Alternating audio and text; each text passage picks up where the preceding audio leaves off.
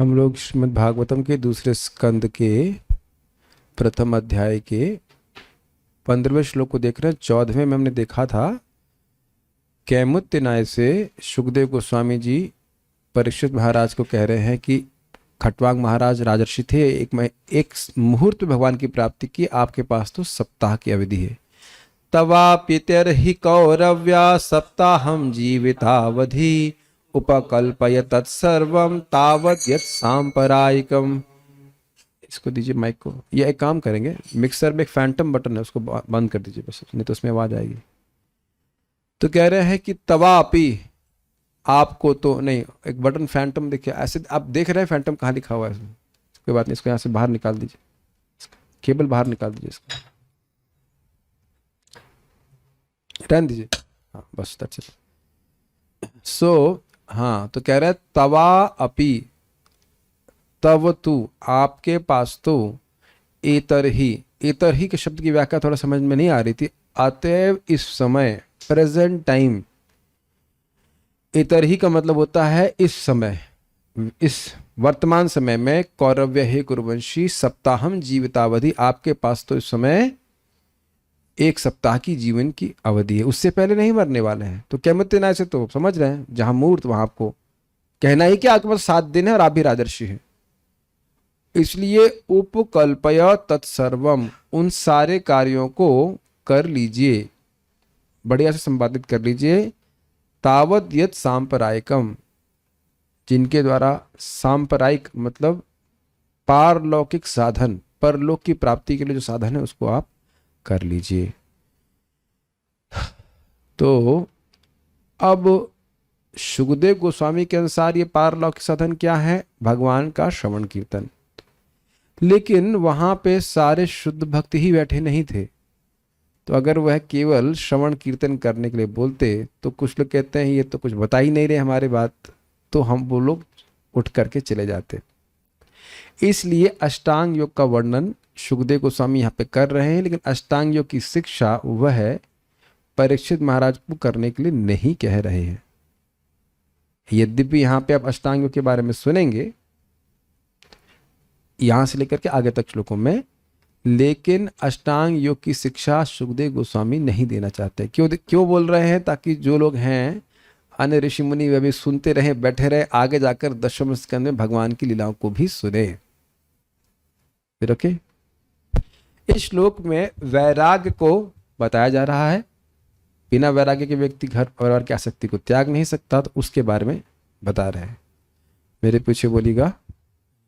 अंतकाले तु पुरुषा, अंतकाले तु पुरुषा, आगते गतसाध्वसः, आगते गतसाध्वसः, छिन्द्यात् असंगशस्त्रेण, छिन्द्यात् असंगशस्त्रेण, स्पृहां देहेनुये च तम्, स्पृहां देहेनुये च तम्। अंतकाले तु पुरुषा, अंतकाले तु पुरुषा, आगते गतसाध्वसः, आगते गतसाध्वसः, छिन्द्यात् असंगशस्त्रेण, छिन्द्यात् असंगशस्त्रेण, स्पृहां देहेनुये च तम्, स्पृहां देहेनुये च तम्। अंतकाले तु पुरुषा आगते गतसाध्वसः, अंतकाले तु पुरुषा, आगते गतसाध्वसः, छिन्द्यादसंगशस्त्रेण, स्पृहां देहेनुये च तम्, छिन्द्यादसंगशस्त्रेण, स्पृहां देहेनुये च तम्। अंतकाले तु पुरुषा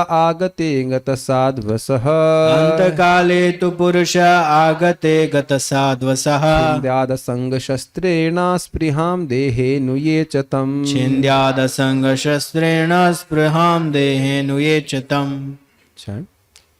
अंतकाले तु पुरुषा, आगते गतसाध्वसः, अंतकाले तु पुरुषा आगते गतसाध्वसः, छिन्द्यादसंगशस्त्रेण, स्पृहां देहेनुये च तम्। छिन्द्याद् असंगशस्त्रेण, स्पृहां देहेनुये च तम्।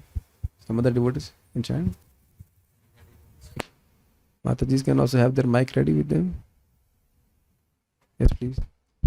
अंतकाले तु पुरुष आगते गत साध्वसः अंतकाले तु पुरुष आगते गत साध्वसः छिन्द्याद संगशस्त्रेण स्पृहां देहे नुये च तम् छिन्द्याद संगशस्त्रेण स्पृहां देहे नुये च तम् अंतकाले तु पुरुष आगते गत साध्वसः अंतकाले तु पुरुष आगते गत साध्वसः छिन्द्याद् असंगशस्त्रेण स्पृहां देहे नुये च तम् छिन्दाद संगशस्त्रेण स्पृहां देहे नुये च तम् अंतकाले तु पुरुष आगते गत साध्वसः अंतकाले तु पुरुष आगते गत साध्वसः छेन्द्यात् संगशस्त्रेण स्पृहां देहे नुये च तम् छिन्द्याद संगशस्त्रेण स्पृहां देहे नुये च तम्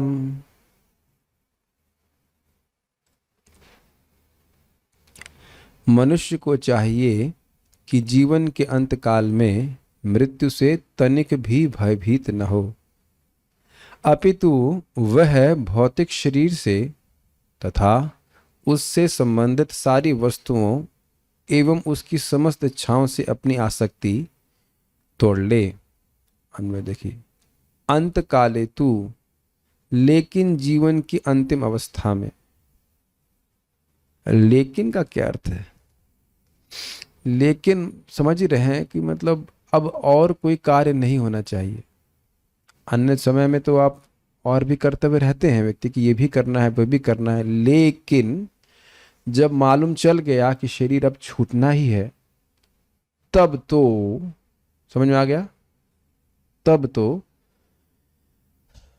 आगते आ करके पुरुष व्यक्ति को चाहिए कि वह गत साध्वस भय का त्याग कर दे। भय का त्याग मतलब मृत्यु के भय को त्याग दे।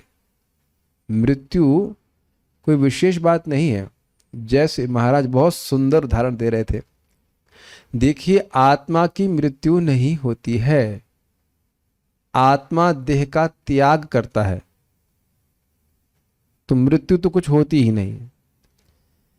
डर के कारण हम, या कह सकते हैं अज्ञान के कारण व्यक्ति भयभीत होता है। बड़ा सुंदर उदाहरण महाराज ने इसमें दिया, ये सब लोग बड़ी आसानी से समझ लेते हैं। महाराज कहाँ कहाँ से उदाहरण लेके आते हैं। कहते हैं कि छोटे बच्चे को सुई लगनी होती है, देखा है आपने, इतना डरता है, हुआ हुआ हिया हिया करता रहता है, नहीं नहीं नहीं नहीं, लेकिन जो अच्छा डॉक्टर है वो हल्का सा सुई लगा देता, फिर कहता है, बच्चा खुद भी कहता है अरे दर्द नहीं हुआ अरे दर्द नहीं हुआ।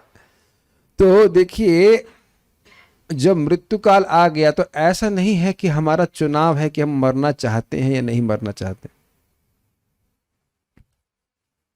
मारेगा तो है, यमराज तो मारेगा ही, लेकिन मारेगा मतलब है शरीर को छुड़वा ही देगा और दूसरा शरीर देगा, लेकिन व्यक्ति को भयभीत नहीं होना चाहिए। उसको स्मरण रखना चाहिए कि इसमें वो क्या करे। लेकिन ये सब उसी व्यक्ति को स्मरण रह सकेगा जो जीवन भर भजन किए हैं। इस समय मान लीजिए हठात कोई आपसे थर्मोडायनेमिक्स का एग्जाम लेना शुरू कर दे। थर्मोडायनेमिक्स पढ़े आप लोग? जो लोग पढ़े होंगे तो वो थोड़ा बहुत जान रहे होंगे, जो बिल्कुल नहीं पढ़ेंगे अच्छा वो क्या है भाई थर्मोडायनेमिक्स। ये कहें कि अभी 7 बजे 7:30 बजे बंगाली ग्रामर का आपका एग्जाम है। बंगाली ग्रामर तो आधे घंटे में तैयार कर लेंगे, 45 मिनट बाकी है आपके पास। 7:30 पे बंगाली ग्रामर का एग्जाम। आप देख रहे हैं कि हमारा मन इसमें कैसे ब्लैंक हो रहा है। कैन मैंने जानबूझ के उदाहरण दिया, देख रहे हैं कैसे ब्लैंक हो रहा है। Except Shubhajit Prabhu, may be he knows about Bengali grammar, या आत्मनिवेदन प्रभु ही मे नो समथिंग, कुछ जानते होंगे बंगाली ग्रामर के, और कल्याण जानते होंगे। बाकी लोग बिल्कुल ब्लैंक हो जाएंगे। क्या करें? ये है स्थिति उन लोगों की जो जीवन में कभी भक्ति नहीं करते, कोई आध्यात्मिक अनुशीलन नहीं करते। मैं उदाहरण दे रहा था कि एकदम क्लियर हो जाए। बिल्कुल ब्लैंक है उनके समय, उनके पास कोई उत्तर नहीं कि अब मृत्यु आ गई तो हमें क्या करना चाहिए। क्या ये सब लोग देख पा रहे हैं? सब लोग देख पा रहे हैं? ठीक है। तो ये किसको देखना चाहिए कि मेरी मृत्यु आ गई है? बेटे को नहीं, पत्नी को नहीं, खुद को दिखना चाहिए। दिखा ना, पुरुष उस व्यक्ति को स्वयं को देखना चाहिए कि मेरी मृत्यु अब निकट है। फिर ओके, ठीक है। गत साध्वसा, मृत्यु का भय को त्याग करके असंग शस्त्रेणा, अनासक्ति रूपी शस्त्र से, देहम देहे तम, उस शरीर को, ये जो शरीर है जिससे उसने पूरा जीवन भोग किया है, च मतलब तथा, ये अनु, जो उसके अनु हैं। अनु का अर्थ क्या है? पीछे पीछे। तो पहला चीज स्वीकार करता है जीव, देह, और देह के पीछे जो मिले हैं, कौन मिला है देह के पीछे? पत्नी मिले हैं। देखिए, इन्हें कहा माता पिता, लेकिन देह के पीछे नहीं मिले हैं माता पिता, देह के पहले मिले हैं।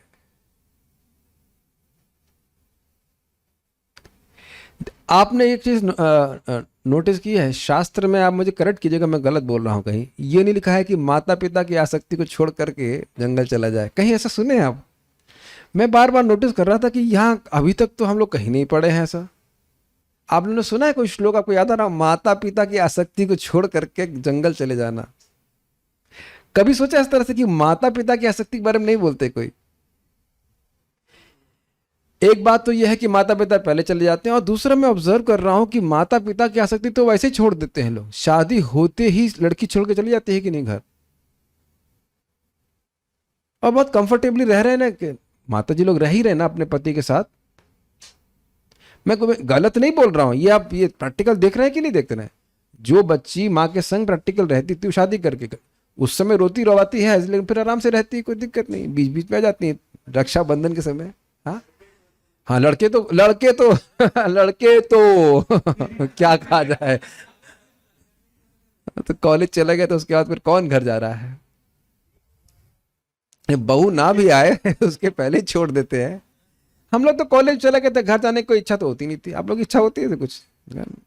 जो लोग बच्चे लोग घर में रहे उन लोग ही हो सकता हो, लेकिन लड़के लोग एक बार घर से बाहर निकल गए फिर घर वर आने की इच्छा नहीं होती। अब जो लोग कॉलेज में पढ़े हैं तो सभी लोग मेरे साथ में ही बात करेंगे इस बात को, is it not, who wants to go. अलग ही वातावरण हो जाता है ना कॉलेज का, तो इस प्रकार से। लेकिन एक विचारनीय बात है, आप लोग श्लोक ढूंढ के लाइएगा जहां लिखा हो कि माता पिता की आसक्ति को त्याग देना चाहिए। कहीं नहीं लिखा है ऐसा, शायद बोलो कि मेरा ऑब्जर्वेशन ऐसा था। तो आसक्ति किस में है? देह अनु, ये अनु, देह के अनु, देह के बाद जो हुए, देह के बाद कौन हुआ? पत्नी है और बच्चे हैं, इनमें आसक्ति होती। हमें एक हंसी की बात है, घटनाएं सच्ची हैं, नाम नहीं बताया जा रहा, we will keep the confidentiality. दो पति पत्नी हैं, मतलब हमसे काफी बड़े हैं, खूब झगड़ा करते हैं रोज एक साधना के रूप में। तो वृंदावन आए थे दोनों लोग, तो माता जी कहती बहुत झगड़ा करते हैं। हमने कहा ऐसा करिए, प्रभु जी को बोल देते वृंदावन आ जाके रह जाएंगे, आप वहीं रहिए, फिर न रहेगा सब, मांस न रहेगी, क्या बांसुरी। आप दिल्ली रहिए, दिल्ली से तो वृंदावन झगड़ा नहीं करेंगे। नहीं, इनको क्यों नहीं बोलते कि ठीक हो जाए? हमने कहा ये इनकॉरिजिबल है, ये ठीक नहीं हो सकते, इनको इधर भेज दीजिए। तो मैं समझता हूं अब तक हाँ नहीं निकला है, अब तक मैसेज नहीं आया कि हाँ ले जाइए, हम दुखी हो गए हैं ना। सोसी आसक्ति रहती है, ये आप स्वीकारिए, स्वीकार करना ही पड़ेगा। पत्नी और बच्चों में आसक्ति रहती है। बच्चों की आपसे कोई आसक्ति नहीं है, लेकिन आपकी मतलब व्यक्ति की आसक्ति रहती है। तो इसीलिए कह रहे हैं कि काटे उसको, और ये बहुत कठिन है, लेकिन है इस प्रकार से। तो इन शरीर संबंधित स्पृहाम, सारी वस्तुएं तथा इच्छाएं, उन्हें काट ले। काटने का मतलब किससे काट रहे थे? असंग के शस्त्र से, अनासक्ति के शस्त्र से। किसको काटना है? इस भोगने की इच्छा को काटना है। क्या आप लोगों ने देखा है कि लोग मरते दम तक जलेबी और गोलगप्पे और ये सब खाने की इच्छा रखते हैं? तो इसको छोड़ना चाहिए। महाराज बहुत सुंदर समझा रहे थे कि लोग सोचते हैं अरे घर त्याग दे, घर कैसे त्याग दे? और मान लो घर त्याग के इधर आ जाते हैं ब्रज में, तो साधु लोग ध्यान भी नहीं रहते, इधर नहीं आ सकते, यहाँ नहीं रह सकते, नहीं रह सकते। तो आदमी सोचता है घर में तो हीटर भी था, गीजर भी था, एसी भी था, यहाँ तो कोई पूछ भी नहीं रहा है, खाने को भी नहीं पूछ रहा है, इत्यादि इत्यादि। बहुत भय रहता है।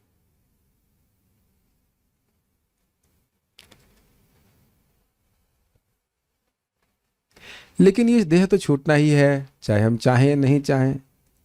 अनासक्ति के शस्त्र से काटें, यमराज जी अपने यमपास से काट करके खींच के ले जाएं, बात तो एक ही है, एक नहीं है मतलब, लेकिन छोड़ना तो पड़ेगा शरीर, तो इसलिए कहना छोड़ना चाहिए। संस्कृत देखिए, अंतकाले तु पुरुषः आगते गत सात्वसः। अंतकाल में, अंतकाल का अर्थ है मृत्यु, शरीर छोड़ने के समय में देख लिया कि आगते, अब आ गया है, अब समय अधिक बाकी नहीं है, तो गत साध्वसः व्यक्ति को मृत्यु के भय से रहित होकर के छिंदाद असंग शस्त्रेणा, असंग के शस्त्र से छिंदन कर देना चाहिए, काट देना चाहिए। किसको? स्पृहा को। स्पृहा मतलब भोग स्पृहा, भोग की इच्छा को। किसके प्रति? देहे अनु येचतम, देह के प्रति और उसके अनु, उसके बाद में जो उत्पन्न हुए हैं, पत्नी, बच्चे या और उनसे जो भी प्राप्त होने वाले भोग हैं, उनको त्याग देना चाहिए। बहुत सुंदर बात महाराज ने कही है, वेरी पावरफुल लेक्चर। कैसे त्यागें स्पृहा को, भोग की, पूछेगा कोई व्यक्ति तो विवेक के द्वारा ये सोचे कि इस जीवन में इस शरीर ने सुख कब दिया है।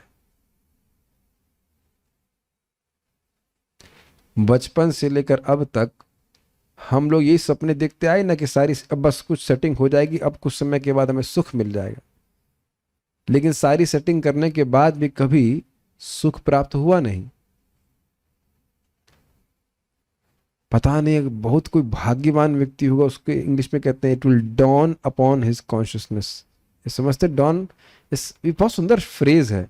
जैसे सूर्य उदित होता है, डॉन और डस्क बोलते हैं ना, सुबह को डॉन बोलते हैं ना, हाँ, तो सूर्य अंधकार नष्ट करता, जस्ट सूर्य उदित हो रहा है। कितना सुंदर शब्द है ये, फ्रेज देखिए, डॉन अपॉन हिज कॉन्शियसनेस। उसको चमकने लग जाएगा, समझ में आने लग जाएगा कि आज तक मैं शरीर से क्या सुख प्राप्त किया हूं। अगर कुछ मिला भी है तो बहुत थोड़ा, और दुख देने का सामर्थ्य शरीर में कितना है, और दुख शरीर तो दे ही रहा है, और मन कितना दुख दे रहा है बताइए। और कभी कभी आप ये भी देखिए कि आप दुखी हैं उस बात से, दूसरा व्यक्ति बिल्कुल दुखी नहीं है। मेरी बात समझ रहे हैं? कभी कोई व्यक्ति देखे कि मैं अपनी आसक्ति के कारण दुखी हूं उसमें, लेकिन मेरे बगल वाला कोई उसमें आसक्त नहीं है, बिल्कुल दुखी नहीं है। मैं एग्जाम्पल दे रहा था, हम फीस्ट में बैठे हुए थे, 13 आइटम थे, परम पूज्य जयप्रताप का महाराज का फीस्ट था, व्यास पूजा का।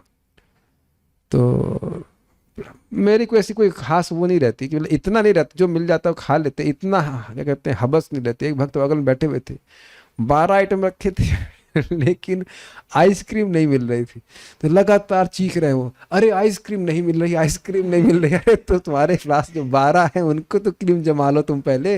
देखने स्प्रिया किसे परेशान कर रही है, जो 12 आइटम तो समझ रहे हैं अच्छे होते हैं, इसमें जलेबी पुआ पकौड़े सब रखा, उधर नहीं देख रहे आइसक्रीम आइसक्रीम आइसक्रीम।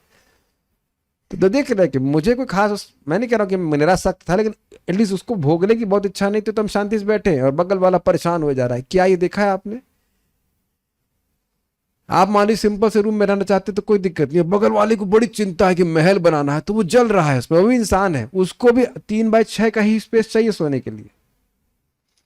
आप मान लीजिए शांत है, दूसरे व्यक्ति को यश चाहिए, तो लगा पड़ा है कि भाई हमको यश क्यों नहीं मिल रहा है। स्पृहा की बात कर रहे हैं, तो विचार करना चाहिए व्यक्ति को कि ये जो मन है, ये शरीर है, ये मुझे आज तक सुख दिया है क्या?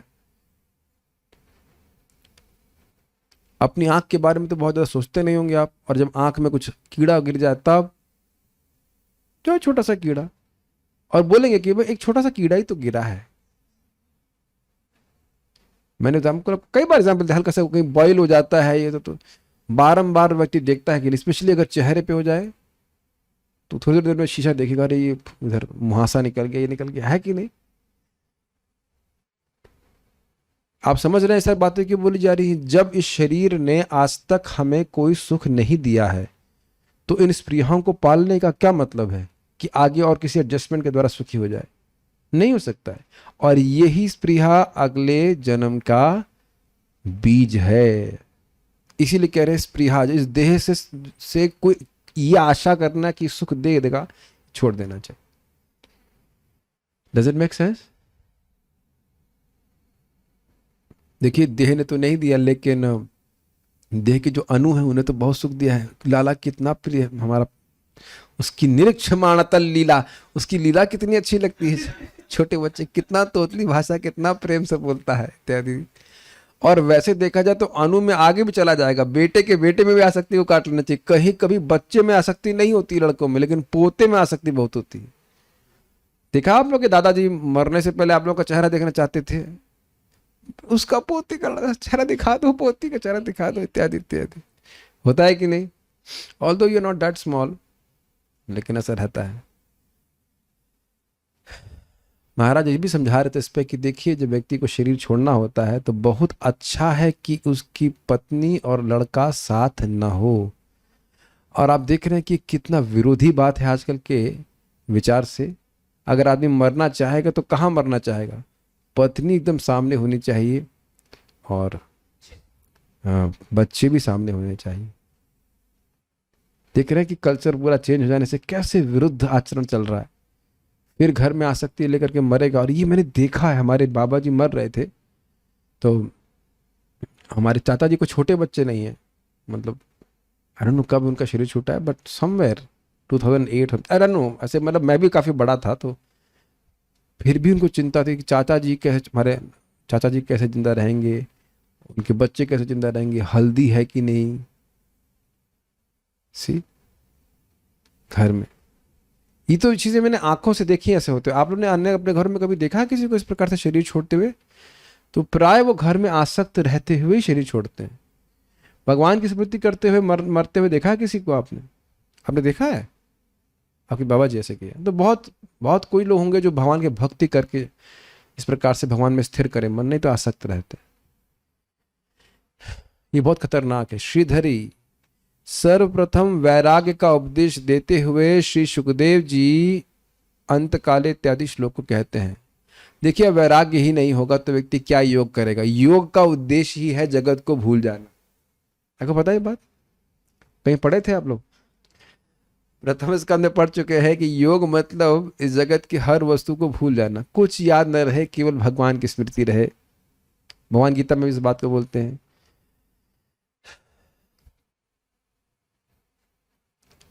तो नित्य प्रभु योग का अर्थ क्या होता है? योग का अर्थ जुड़ना होता है। और योग का उद्देश्य क्या होता है? क्लास में बैठ करके सो जाना। चलिए ठीक है, थक गए लगता है, जाके रूम पे रेस्ट कर लीजिए, हमको यहाँ खराब लगता है सोते हैं तो। गत साध्वसा का अर्थ है मृत्यु के भय से शून्य।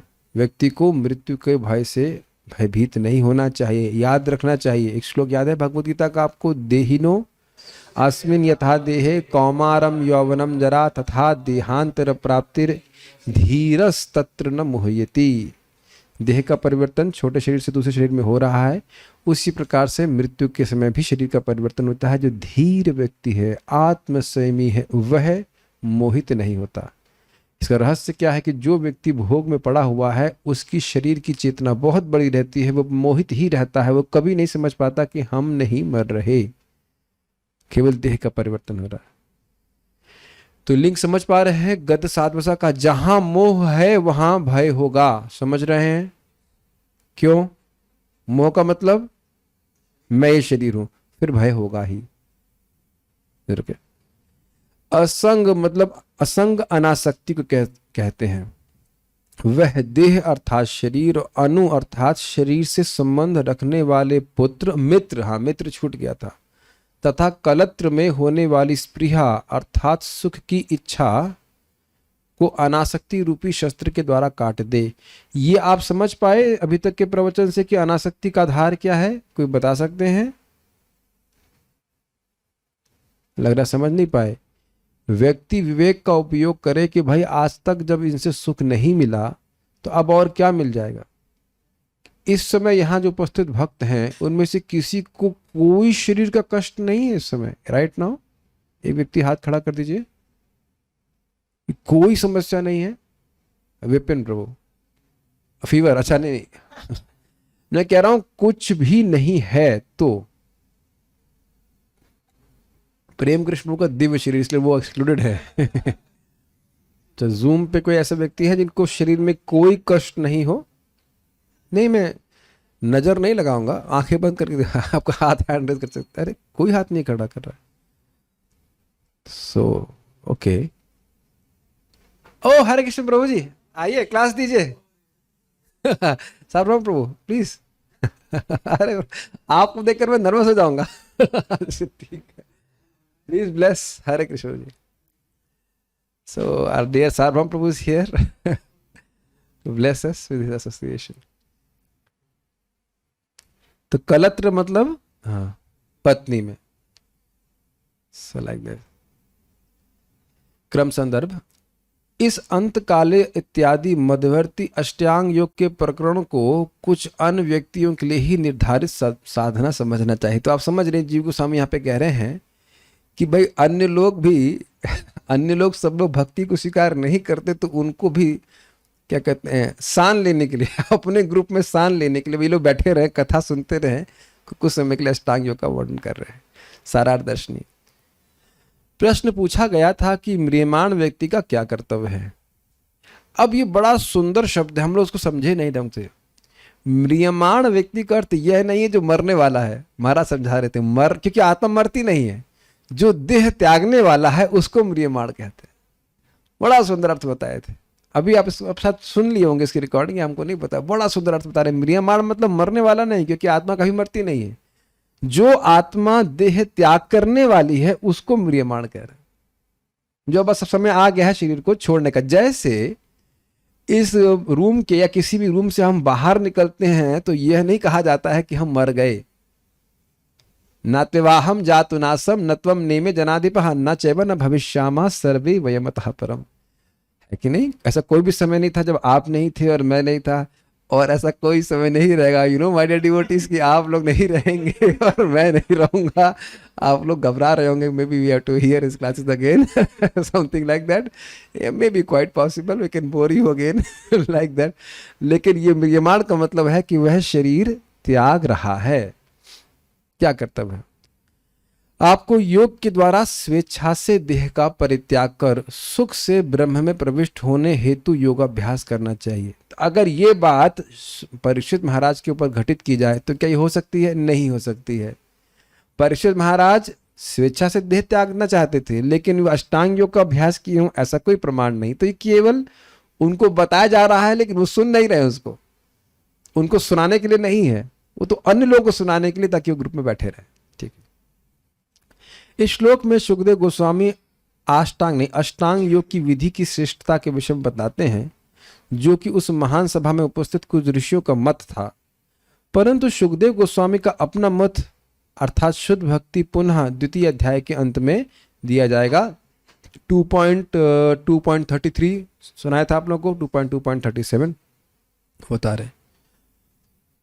तो बाल प्रबोधिनी, और देखिए कितने शैली देखिए आपकी, सांप्रदायिकम शब्द बोल रहे हैं। तो अब देखिए आपका पास 7 दिन की अवधि बाकी है, और आपको सारे वो है कार्य कर लेने चाहिए जो परलौकिक साधन के लिए हैं, और बात तुरंत घुमा दी किधर की ओर? अष्टांग योग की तरफ। तो अगर हम ध्यान नहीं देंगे तो हमें लगेगा कि ये सुखदेव गोस्वामी जी अष्टांग योग के लिए ही बोल रहे हैं। देख रहे हैं कितना रहस्यमय है, इसीलिए आचार्यों की बात समझ करके हमें समझना होगा। फाइन।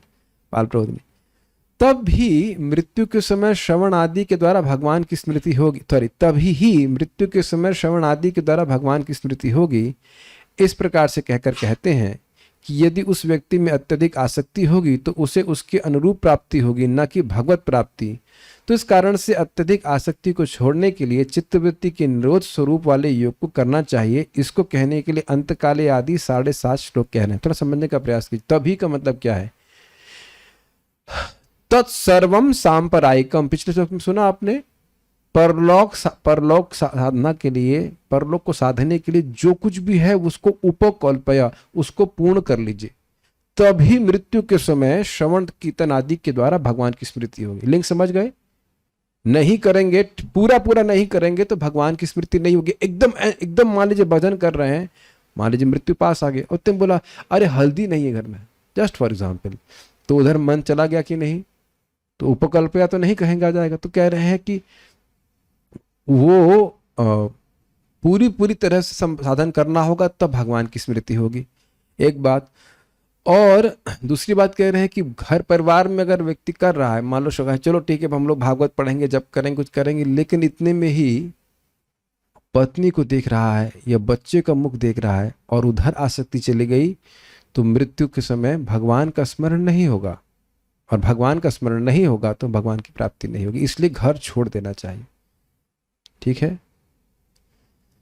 अंत काले महाराज तो बड़ा अच्छा पे कह रहे थे कि बहुत लोग ऐसा सोचते हैं कि घर में यही अच्छा है, यही मरते हैं।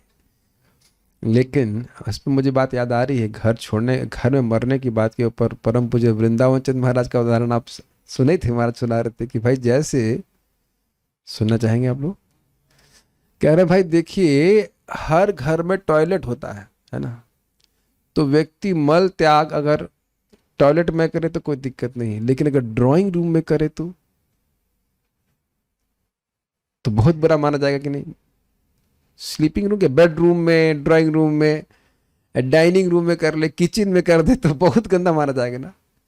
उसी प्रकार से अपने घर में शरीर त्यागना ये ऐसा ही गर्हित माना जाता है। सबसे अच्छा तो ये है कि व्यक्ति शरीर ऐसी जगह त्यागे जहां पे कोई न जानने वाला हो। हम लोग सुन चुके हैं धृतराष्ट्र महाराज के केस में, और आप पांडवों के केस में भी तो देख रहे हैं, सभी लोग शरीर छोड़ के चले गए ना। अब लेकिन एक और कठिनाई आ जाएगी कि माता जी लोग तो घर छोड़ नहीं सकते, वह क्या करेंगे? हमने उसके लिए भी आप लोग को पढ़ चुके हैं, प्रथम स्कंद में युधिष्ठिर महाराज सब चले गए थे और द्रौपदी और सुभद्रा मैया वहीं घर में भगवान को में अपने मन को स्थिर करके शरीर छोड़ दिया, सुन चुके हैं। और उन्होंने भी वही गति प्राप्त करी थी जो उनके पतियों ने प्राप्त करी थी। तो कहीं किसी के लिए भी कोई बंधन नहीं है, लेकिन अनासक्ति को काटना है। भले यहाँ पुरुषों के लिए लिखा कि घर छोड़ के जाना चाहिए, लेकिन मान लो स्त्री है तो घर में रह करके भी वे भक्ति करके भगवान की प्राप्ति कर सकते हैं, अनासक्त हो सकते हैं।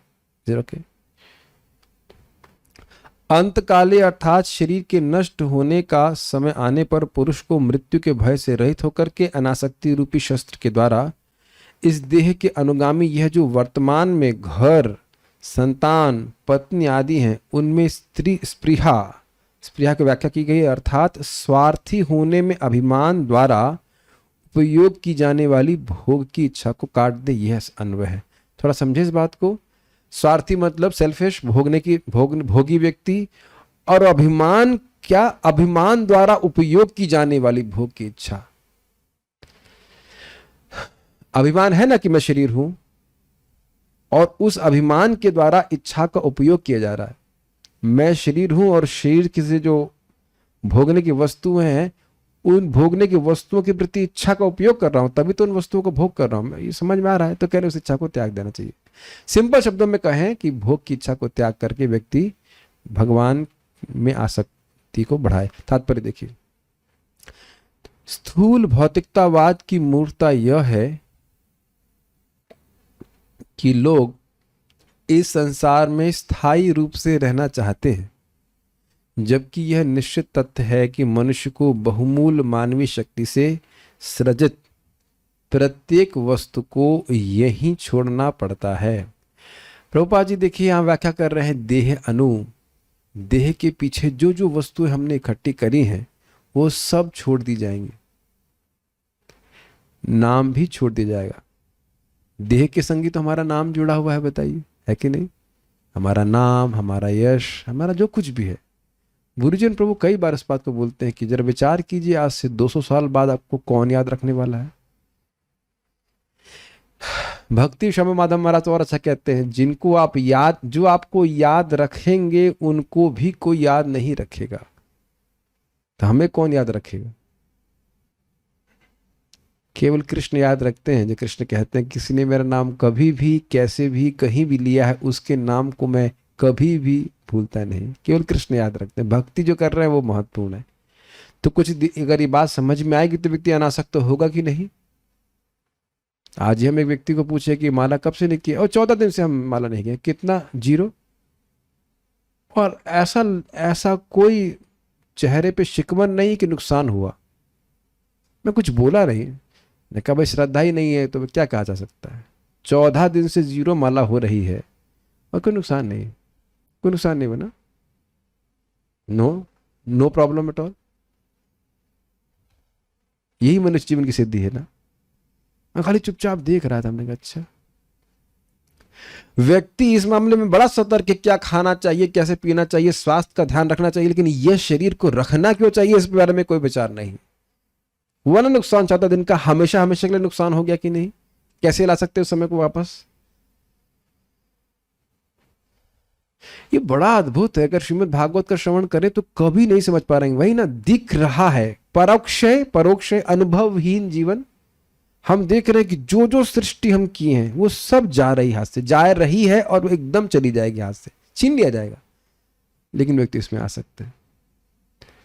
बड़े बड़े राजनीतिज्ञ, विज्ञानी, दार्शनिक आदि आत्मा की कोई जानकारी न होने के कारण मूर्ख हैं और वे सोचते हैं कि कुछ वर्षों का यह जीवन ही सब कुछ है, मृत्यु के बाद कुछ भी नहीं है।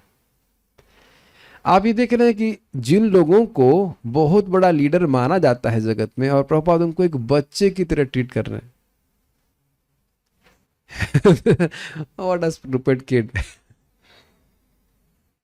नहीं, यहां जिनकी मान्यता है, बहुत बड़ा प्रवचन कर रहे हैं, बहुत बड़े व्यक्ति हैं, उनको प्रभुपाद क्या कह रहे हैं, मूर्ख हैं। उनको यह भी नहीं पता है कि दोबारा जन्म लेना है, और ये भी नहीं जान रहे हैं कि दोबारा जन्म लेने के बाद डिसाइड किया जाए कि तुमने इस जीवन में क्या किया है।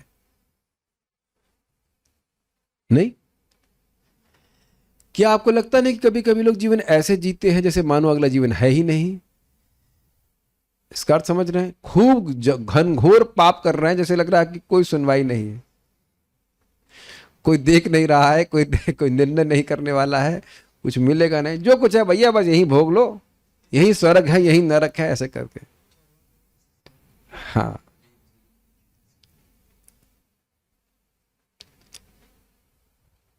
ये सब जो प्रभुपाद जी लिख रहे हैं 99% अगर आप कह लीजिए, और उससे भी अधिक लोग इसी कैटेगरी में आ रहे हैं जिनको आगे के जीवन के बारे में कोई चिंता नहीं। संसार के विद्वान मंडल में भी इस तरह की का अल्प ज्ञान मानवीय शक्ति के प्राणत्व का हनन कर रहा है। इसको जानबूझ के हाईलाइट किया गया है और इसके भयावह परिणाम देखने को मिल रहे हैं। क्या समझ में आ रहा है इस लाइन से? बहुत अच्छा लाइन प्रभुपाद जी लिखे हैं। संसार के विद्वान मंडल में भी जो बुद्धिजीवी हैं, इस तरह का अल्प ज्ञान, क्या अल्प ज्ञान, बस ये जीवन ही यही जीवन है, इसके बाद कुछ नहीं है, ये मानवीय शक्ति के प्राणत्व का हनन कर रहा है। इसका क्या अर्थ है? जो ह्यूमन फॉर्म ऑफ लाइफ का जो मुख्य शक्ति भगवान की तरफ नियोजित होनी चाहिए, उधर नहीं कर रहे लोग। खाओ पियो मौज करो, इसी प्रकार के जीवन में व्यस्त है। 16-16 घंटे काम करना, कि यही मनुष्य जीवन का लक्ष्य है? ये लोग समझ नहीं पा रहे हैं। योग करना ये मनुष्य जीवन का लक्ष्य है। You have to have normal living. Prabhupada ji समझाते हैं गीता के लेक्चर में, युक्तहार विहारस्य युक्त कर्मस्य युक्त चेष्टस्य, युक्तहार विहारस्य युक्त चेष्टस्य कर्मसु युक्त स्वप्नावबोधस्य योगो भवति दुःखः। तो कहना भाई ये जो योगी है उसके लिए कर्म कहाँ से उत्पन्न हो जाएंगे? तो कहना है कि भाई कुछ लोग घर में रह के भी योग का अभ्यास करना शुरू करते हैं, तो उनके लिए युक्त कर्म होना चाहिए। ये नहीं कि वो 16-16 घंटे काम कर रहे हैं, एकदम बस आधा घंटा 5 मिनट मिल रहा है, तो उसको तो योगी आप नहीं कह सकते ना। ये समझ में आया? प्राणत्व का हनन कर रहा है। सारा प्राण शक्ति, सारी एनर्जी भोग प्राप्ति के लिए, तुच्छ भोग प्राप्तियों के लिए व्यक्ति की लग जा रही। इतने पर भी मूर्ख भौतिकतावादी लोग इसकी परवाह नहीं करते कि अगले जीवन में क्या होने जा रहा है। कई बार आप अगर लोगों को पूछो भाई तुम मरने वाले, तो क्या बोलेंगे? किसने देखा है मृत्यु के बाद क्या होता है? और आप उनको पूछ लीजिए कि किसके देखे की बात आप मानोगे? कभी भी आप आपको बोलने कि किसने देखा है, तो किसके देखे की आप बात मानेंगे? शास्त्र तो स्पष्ट दिखा रहा है, शास्त्र में दृष्ट है, वो बात आप मान नहीं रहे। जब भागवत की बात मान नहीं रहे तो किस बाबा की बात मानेंगे आप? और आप देखेंगे प्राय लोग क्या क्या इस पे वीडियो बना देते हैं, मृत्यु की बात ये होता है क्या होता है, लेकिन भगवत गीता में जो लिखा है वो उसका वर्णन कुछ नहीं करते। एक बार मैंने आपको बता चुका हूँ, एक व्यक्ति से हम बात कर रहे थे, उन्होंने पूछा तुम्हारे किसी की डेथ हुई है अभी? तो बोले हाँ भाई की डेथ हो गई। कहाँ कहाँ गया? कहता स्वर्ग गया होगा। क्यों, आपको कैसे मालूम? एक आइडिया से बोल रहा हूँ। मैंने कहा आपसे पूछ करके भेजा गया है स्वर्ग, आपसे पूछ के भेजा गया है। बुकिंग वो करा के आया क्या, ऐसा कुछ? देख रहे लोग एकदम तुक्के में बोल देते हैं, कहाँ गया स्वर्ग क्या होगा, कुछ नहीं किसी को पता है। गीता में स्पष्ट लिखा है, ऊर्ध्वम गच्छन्ति सत्वस्था मध्य तिष्ठन्ति राजसा जगन्य गुण वृत्तिस्था अधो गच्छन्ति तामसा। तो जो जो जीवन भर तमोगुण में खाया है, जो मुर्गे तोड़ा है, अब कहो कि वो स्वर्गवासी होगा तो ये गलत बात है। ऐसे कैसे होगा? Complete suicidal policy, suicidal policy. Bhagavad Gita का प्राथमिक उपदेश है कि मनुष्य ये जाने कि इस शरीर का अंत होने पर जीव की पहचान समाप्त नहीं होती है, क्योंकि शरीर तो मात्र बाहरी वस्त्र है। अब ये क्यों हाईलाइट किया गया है? देखिए, ये सब करोड़ों बार सुनने के बाद भी व्यक्ति केवल इस शरीर और शरीर संबंधित वस्तुओं की प्राप्ति में ही उद्योग में लगा हुआ है। पर राधानंद महाराज कह रहे थे कि although we have been hearing and we are speaking that we are not the body, but we keep on acting as if we are the body.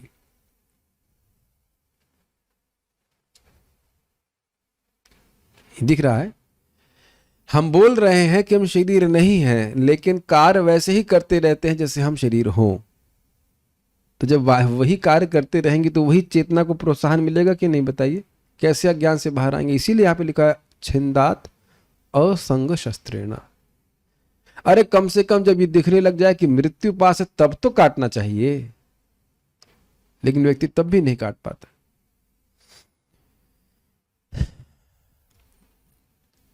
जिस प्रकार मनुष्य, मैंने ये तब मैं वृंदावन में था जब कुशाकृत प्रभु का शरीर छूटा था, तो उनका गुणगान हो रहा था। तो एक महाराज जी उनके मित्र हैं, वो बता रहे थे कि उनको बोला गया कि उनको कैंसर हो गया था, वो एमवीटी में रह रहे थे। तो फिर पता नहीं शायद वृंदावन के थोड़ा इधर चले गए थे रहने के लिए, कुछ भी कारण था, उनकी सेवा के लिए भक्तों को दिक्कत हो रही थी, नहीं पहुंच पा रहे थे। तो उनसे कहा भी गया कि आप इतना दूर क्यों रह रहे हैं, कि सेवा के लिए आने में दिक्कत आ रही है। कहते मुझे कोई फर्क नहीं पड़ता, मैं मरूं या जीऊं, मेरी कोई सेवा करे या नहीं करे, मुझे कोई मतलब नहीं। He was so detached from the body.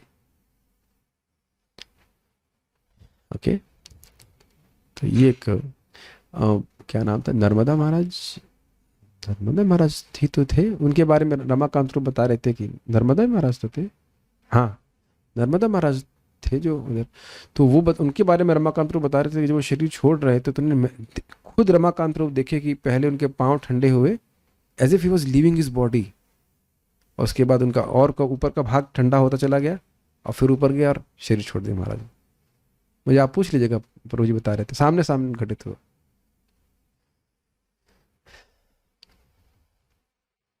अभी हमारे भुवनेश्वर प्रभु भी जब शरीर छोड़े थे तो मैं समझता हूँ 10 दिन तक वो खाना छोड़ दिए थे, केवल जूस पे रह रहे थे। प्रभुपाद जी भी खाना पीना छोड़ दिए थे शरीर में। तो बुद्धिमान होंगे अगर हम लोग समझ जाएं कि भाई शरीर छोड़ने का समय है अब और इसे भोगने की इच्छा हमको, लालसा नहीं रखनी चाहिए। वैसे तो देखिए, पूरा जीवन ही भक्त को इसी प्रकार से जीवन जीना चाहिए कि शरीर से कुछ भोग नहीं है, जब तक शरीर हमारा है स्वस्थ रखे और भगवान का भजन कर सके। कुछ नहीं मिलेगा शरीर से। आशा रखना ही दुख का कारण है। It's never going to be as per your mind's desire, and if it is, even if it is as per your mind's desire, it still won't satisfy. जो भोग है एकदम हमारे मन के अनुकूल मिल भी जाए तो भी हमारा मन कभी संतुष्ट नहीं होने वाला है। इसलिए छिंद्यात, काटना ही अच्छा है। जिस प्रकार मनुष्य पुराने वस्त्र बदलता है, उसी तरह जीव शरीर बदलता है, और शरीर का यह बदलाव या परिवर्तन ही मृत्यु कहलाता है। समझ गए? देखिए प्रभुपाद जी क्या कह रहे हैं, कोई नहीं मरता है। अंतकाले का मतलब ये नहीं कि मरण काले, कोई मर नहीं रहा है, केवल शरीर परिवर्तन का समय है। वैसे तो ड्रेस आपने कई बार चेंज करी है इस जीवन में ना। बचपन की ड्रेस याद आ रही सबको अपनी? प्रयास कर सकते हैं आप लोग, जब आप 2 साल के क्यूट बेबी लगते थे, याद आ रहा आप लोग को अपना चेहरा? किसी का नहीं आ रहा? ठीक है, समझ गए, ड्रेस चेंज हो गया ना। कभी किसी को किसी व्यक्ति में आसक्ति हो तो उससे बोलो कि तुम्हारा शरीर रूपी चेहरा, शरीर रूपी वस्त्र हमको अच्छा लग रहा है, और वह वस्त्र तुम्हारी हड्डी रूपी हैंगर पे टंगा हुआ है। अब तो जरूर व्यक्ति आसक्त हो जाएगा। एकदम ऐसा गुणगान होगा ना, हैंगर होता है ना, हैंगर में टांग देते हैं। अच्छा गुणगान लग रहा है कि नहीं? बहुत आसक्त हैं और कदाचित भगवान वो एक क्षण के लिए हमको एक्सरे विजन दे दें और हमको अंदर का कंकाल दिख जाए जो सभी के शरीर में है, तब भी क्या आसक्त होंगे। देखिए अपनी आसक्ति किस अज्ञान के आधार पर है, यह तो स्वीकार करना चाहिए ना कि मैं आसक्त हो रहा हूं, लेकिन जिस शरीर के प्रति आसक्त हूं उसमें छूने लायक देखने लायक है क्या, ये मेरे खुद के शरीर में छूने देखने लायक क्या है बताइए। Is it not?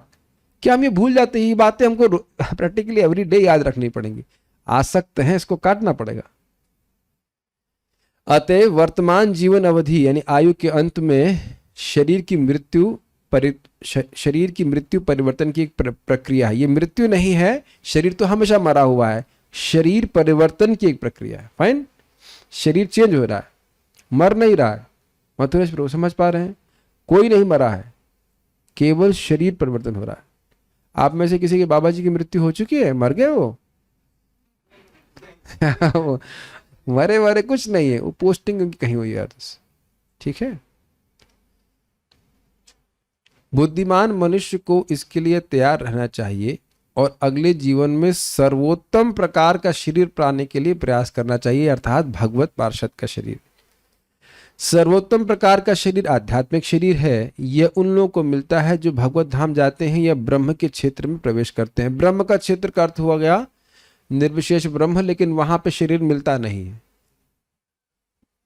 लेकिन वैसे दूसरे एंगल से देखें तो भगवत धाम भी तो ब्रह्म का क्षेत्र है, निर्गुण अवस्था है, तो वहीं जाकर के व्यक्ति को आध्यात्मिक शरीर प्राप्त होता है। इस स्कंद के द्वितीय अध्याय में इस विषय की विशद व्याख्या की जाएगी, अगले अध्याय में देखेंगे। लेकिन जहां तक शरीर परिवर्तन की बात है, मनुष्य को चाहिए कि कल से ही अगले जीवन की तैयारी करे। इतर ही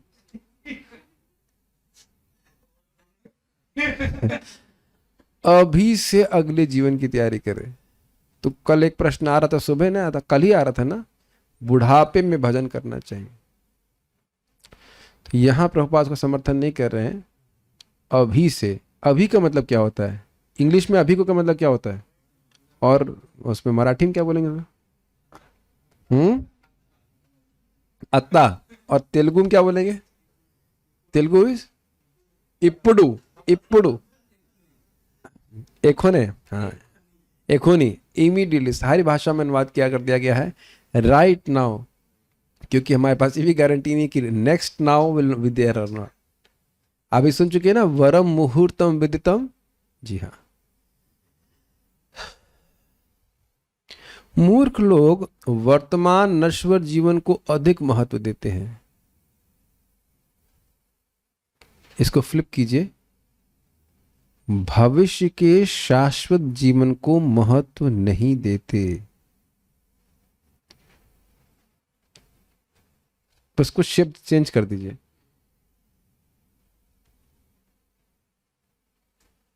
this is difficult to digest. Liver पे जोर पड़ेगा ये सुनने में, क्योंकि ये हम पर घटित हो रहा है।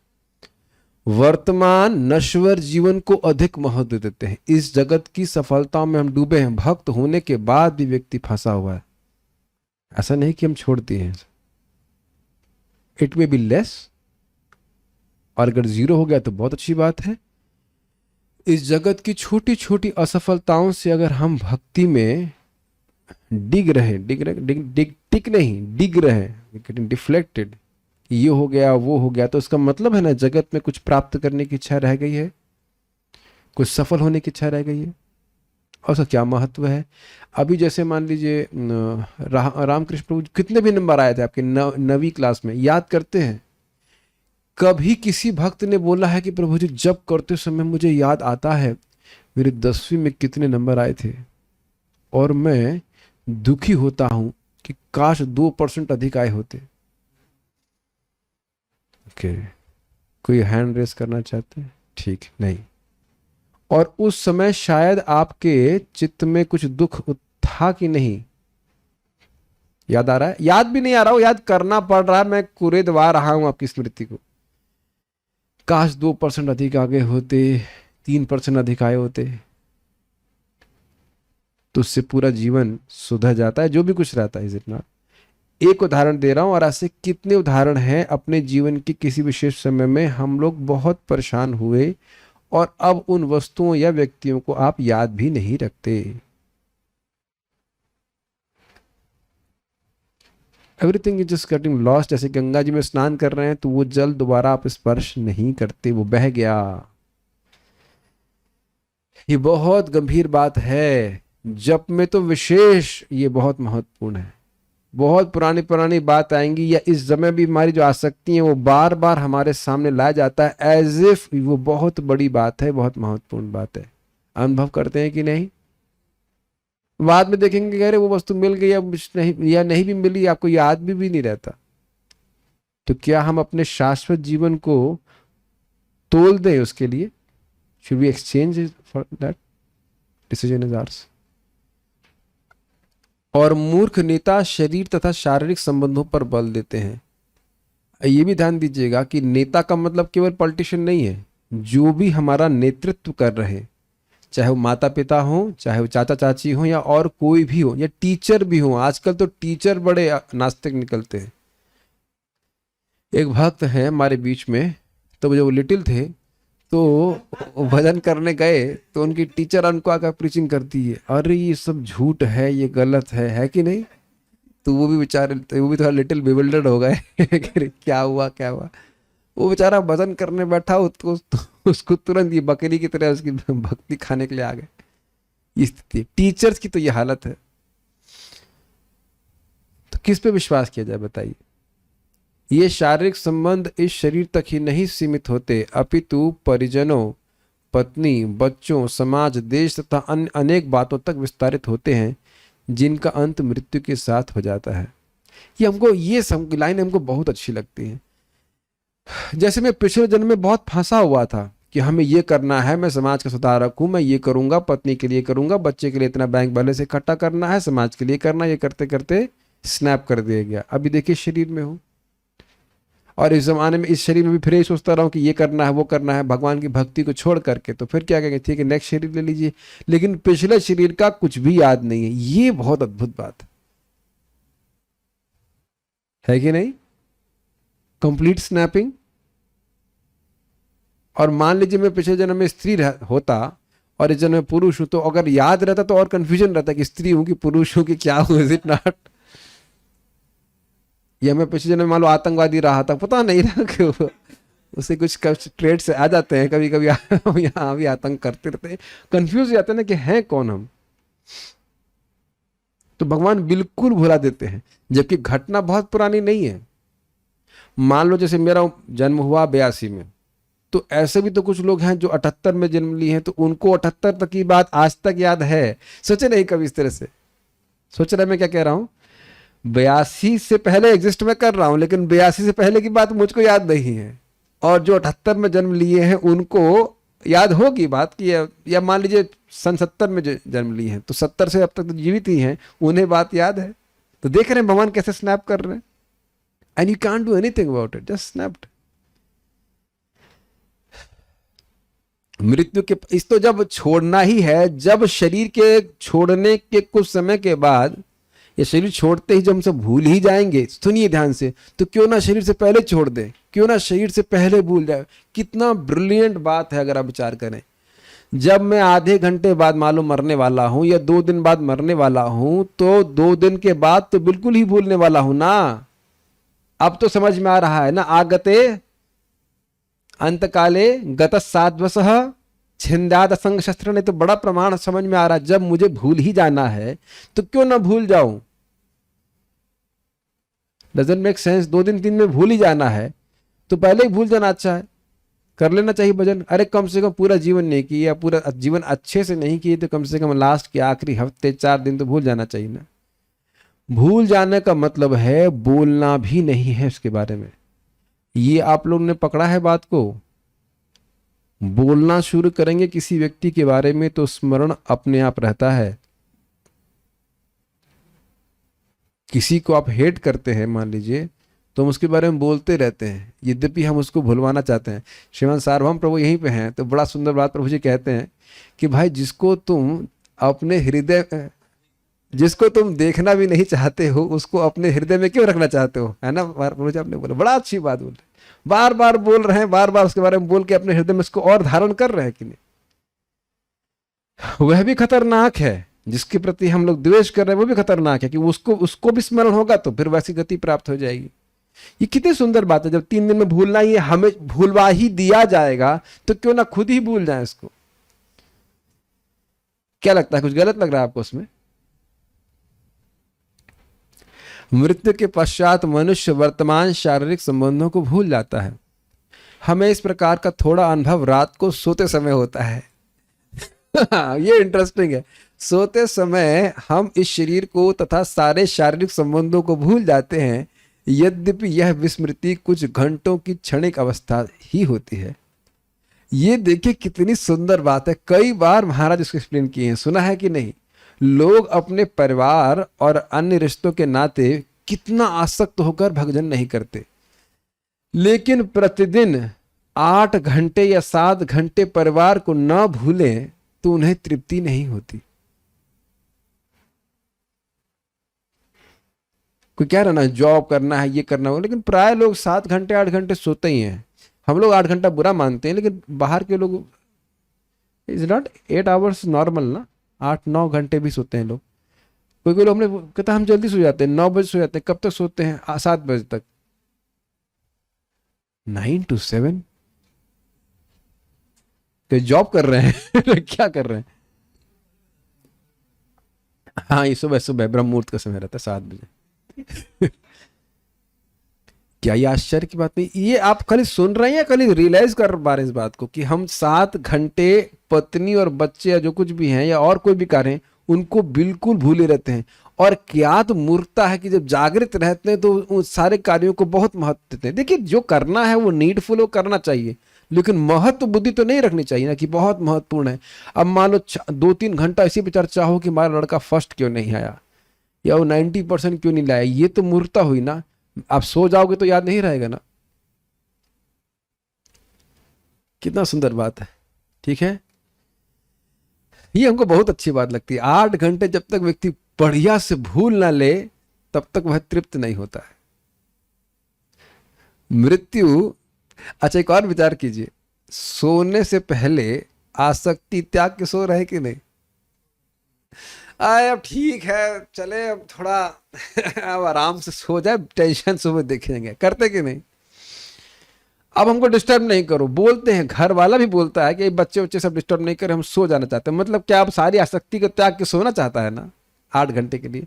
अब प्रभुपाद जी देखिए कितना सुंदर उदाहरण दे रहे हैं। मृत्यु कुछ मासों के लिए निद्रा के अतिरिक्त कुछ नहीं। देखिए सारे वीडियो की बोलती बंद, जो अनर्गल प्रलाप हो रहा है, सब प्रभुपाद समझा चुप कर दे रहे हैं। जिसमें दूसरा शारीरिक बंधन विकसित होता है जो हमें प्रकृति के नियम द्वारा हमारी आकांक्षा के अनुसार दी जाता है। तो जो 9 महीने माँ के गर्भ में रहा वही समय है। अब कुछ लोग कहेंगे कि नरक कब गया वो। जो मैंने भक्तों से सुना है, कहते हैं कि नरक जाता है और वो समय भी होता है, लेकिन वो टाइम फ्रेम बड़ा अजीब सा है। यद्यपि यहां लग रहा है कि वो समय कम है, लेकिन वो जो यातना शरीर जो अनुभव कर रहा है वो समय बहुत बड़ा दिखता है। ये हम लोग सुन चुके हैं। जैसे गोपियां भगवान श्री कृष्ण के संग हैं तो यद्यपि लग रहा है कि समान रात्रि है, लेकिन वो रात्रि ब्रह्मा जी की आयु के बराबर थी, और वाकई इस प्रकार से थी। तो ये बड़ा समझना कठिन है, क्योंकि ऐसा उसमें लिख देते हजारों हजारों साल तक है, फिर वो कुछ दोबारा शरीर कैसे मिलता है, तुरंत मिलता है, नहीं मिलता, ऐसी बहुत सारी बातें बोल जाती। मैं कुछ ज़्यादा इस पर नहीं कह सकता, लेकिन यहाँ जो प्रभुपाद जी कह रहे हैं वो इसका बड़ा, अगर ऐसे मान के चले कि भाई तुरंत उसको शरीर प्राप्त हो जाता है, अगर ये अंडरस्टैंडिंग रखी जाए कि वो भी संभव है, तो कुछ समय के लिए वो माँ के गर्भ में है, उसके बाद फिर वह नया शरीर प्राप्त कर लेगा। मैं इस पर और अधिक कुछ नहीं कह सकता। अतएव मनुष्य को क्योंकि देखिए कोई स्वर्ग जाएगा तो बहुत हजारों साल तक रहता है, तो फिर उसके बाद शरीर प्राप्त होता है, तो नरक भी उसी प्रकार से होना चाहिए। तो कुछ समय के लिए तो सो नहीं रहा है उसमें। I have still some doubts about it. अतएव मनुष्य को इस वर्तमान शरीर की अवधि में आकांक्षा को परिवर्तित करना चाहिए। बहुत सुंदर बात बुर्जुन प्रभु कहते हैं हमेशा की, हमारी एक बहुत खतरनाक बीमारी है, यू नो व्हाट इफ। बस दो ही शब्द, व्हाट इफ, और हिंदी में कहते हैं अच्छा होता, या नहीं, और हिंदी में तो एक ही होगा, काश। तो काश का अवकाश नहीं है, लेकिन एक काश बहुत अच्छा है, काश मुझे भगवान के नाम में रुचि होती, काश भागवत में डूब जाता, काश भगवान में मेरा प्रेम होता, ये तो बहुत अच्छा काश है। लेकिन कहें कि काश कार होती, या मैं 2 इंच बस बड़ा होता, लंबा होता, 2 इंच, 5 फुट 6 था, 5 फुट 9 होता तो बहुत सुंदर दिखता। या कोई कहे मेरी नाक इतनी लंबी होती या छोटी होती, बाल लंबे होते छोटे, कुछ भी काश हो सकता है। और वो काश भगवान कहेंगे अभी तो इसमें काश है, तो इसका इसके पास अभी एक और जन्म लेने का अवकाश है। This seems to be very very innocent desires, लेकिन सुपर डेंजरस। जैसे इस जगत में कुछ बेलें होती हैं, बेल समझते हैं, क्रीपर्स, देखने में बहुत सुंदर होती हैं लेकिन वो जहरीली होते हैं, कहते हैं पॉइजन आइवी कहा जाता है इसे। बहुत सुंदर लगेंगे देखने में लेकिन जहरीली है। उसी प्रकार से ये इच्छाएं हैं जो व्यक्ति को दोबारा जन्म लेने के लिए बाधित कर देंगे। अतएव इस मनुष्य जीवन में इसके लिए प्रशिक्षण की आवश्यकता है। यह प्रशिक्षण जीवन की किसी भी अवस्था में, यहाँ तक कि मृत्यु के कुछ क्षण पूर्व भी चालू किया जा सकता है, किंतु उसकी सामान्य विधि यह है कि यह प्रशिक्षण प्रारंभ से ब्रह्मचर्य अवस्था से शुरू किया जाए और धीरे धीरे गृहस्थ, वानप्रस्थ तथा संन्यास आश्रमों की दिशा में इसमें प्रगति की जाए। मान लो किसी को मौका नहीं मिला बचपन से भजन करने का, तो कम से कम मृत्यु के समय तो घनघोर भजन करे, ये कहा जा रहा है। लेकिन सबसे अच्छा था कि प्रारंभ से ही उसे काटना शुरू करे। देखिए महाराज बहुत सुंदर कह रहे थे, लोग सोचते हैं कि अभी तो छोटा है, अभी तो उम्र बहुत कम है। उम्र कम नहीं है, वो ऑलरेडी बहुत लेट है। अनादिकाल से वो भजन नहीं कर रहा है। जो अनादिकाल से लेट है उसको कितना लेट कहेंगे आप बताइए? आप में से किसी को नहीं लग रहा कि जल्दी आगे भक्ति में? Little Krishna, what do you think? Is little late? कोई घंटा लेट हो, 2 घंटा लेट हो तो आप लेट मानेंगे, 8 घंटा लेट हो लेट मानेंगे, और जो अनादिकाल से लेट है उसे कितना लेट मानेंगे? क्या बात है ना सोचने वाली। अनादिकाल से late, what does that mean? कितना समय होता है अनादिकाल? कृष्ण सेवक कृष्ण क्या नाम है, केशव सखा प्रभु, अनादि का मतलब ऑडिटिंग के हिसाब से कोई नंबर नहीं सेट किया जा रहा है, तो उतने समय से लेट है व्यक्ति, तो अब और कितना लेट करेगा? इस प्रशिक्षण को देने वाली संस्था वर्णाश्रम धर्म या सनातन धर्म पद्धति कहलाती है, जो मनुष्य जीवन को पूर्ण बनाने की सर्वोत्तम विधि है। अतएव यह आवश्यक है कि जब मनुष्य अधिक से अधिक 90 वर्ष की आयु प्राप्त कर ले, अरे 90 है, केशव सखा प्रभु मान नहीं रहे हैं। केशव सखा प्रभु कह रहे हैं कि भागवत के तात्पर्य चेंज कराइए, जब वह विरक्त होंगे वही आयु डाली जाए। महाजनों ये न गतः सपन था, तो जिस पंथ पे वो चलेंगे। अभी तो प्रभु जी कितने 55 56, तो अभी नहीं 50 कैसे हो जाएगा? चलिए 60 करवा दूं उसमें 60 वर्ष ठीक है। तो यहां लिखा है मिनिमम कि मैक्सिमम, अधिक से अधिक 50 वर्ष, यानी 50 वर्ष इज अ कैप, उसके बाद कोई हिसाब किताब नहीं। अधिक से अधिक 50 वर्ष की आयु प्राप्त कर ले तो वह पारिवारिक, सामाजिक या राजनीतिक जीवन से अपना नाता तोड़ ले और उसे वानप्रस्थ तथा संन्यास आश्रम का प्रशिक्षण अगले जीवन की तैयारी के लिए दिया जाए। एक तरह का यह अधिकार है। अच्छा, यह नहीं सोचा कि 50 साल ही क्यों बोल रहे हैं? कभी सोचा आपने? मैं जो सोच रहा हूँ यहाँ पे, भाई कम से कम उस समय भी शरीर में शक्ति है। क्यों केशव सखा प्रभु? अभी भी है ना शरीर में भजन करने की शक्ति। यस, इतना रोगी नहीं हो गया है शरीर की अब भजन ही नहीं कर पा रहा है। और 70-75 साल में आजकल की उम्र में क्या करा जाएगा बताइए? वैसे तो अब हम लोग का 50 साल तक भी चलेगा, कोई भरोसा नहीं है क्या? नहीं, से हमारे सनक सनातन प्रभु तो 56 साल के, और वो भी 56 के हो गए हैं। हाँ 56, I will be after him to take वानप्रस्थ। Oh yeah 56, yes, I will catch him tomorrow. चक्कर क्या है, लोग शादी ही प्राय हम लोग इस जगत में इतना लेट कर रहे हैं आजकल की, कैसे छूटेगा वहां से? 25 में करे, नहीं ब्रह्मचारियों के अलावा की बोल रहा हूँ, प्राय भी लोग 30-35 में आजकल शादी करते हैं, तो फिर कैसे निकलेंगे उससे? निकलने वही देखिए, मूल बात क्या है कि जो हमारा वर्तमान नश्वर शरीर है, नश्वर जीवन, उसको अधिक महत्व दे रहा है, ये बात। इसलिए बाहर निकलने की प्लानिंग नहीं रहती। अच्छा होगा प्लानिंग करते करते 50 क्रॉस कर जाए शादी नहीं कर पाए, क्या चलो अब ठीक है, पर सीधे सन्यासी ले लेते। लेकिन जनता के नेता के रूप में मूर्ख भौतिकतावादी लोग, कहा गया, पारिवारिक मामलों से संबंध विच्छेद न करके उन्हीं के प्रति आसक्त रहते हैं। एक बात आप ध्यान देंगे कि कितना रुचिकर बात है ना, कि पिताजी अब 56 के हो गए या 55 के हो गए, अब तो जाने दो। लेकिन देखिए नहीं जाने दिया जाता। सुनाई पड़ रहा है हम क्या कह रहे हैं? मान लो एकदम ठीक ठीक तरह से शादी हो गई, 25 साल में लड़का था और लड़की की जो भी उम्र थी, मान लो पिताजी जाने भी चाहें तो बहुत बार पत्नी और बच्चे भी जाने नहीं देते, नहीं जाने देते। और प्रभुपाद इस बात को बोलते हैं और कहते हैं कि पत्नी बोलती है, अरे लड़के की शादी होनी है, लड़का सेटल नहीं हुआ है, लड़की की शादी होनी है, आप कहाँ जाओगे? और बच्चे बोलते हैं, आपने हमारे लिए किया ही क्या है?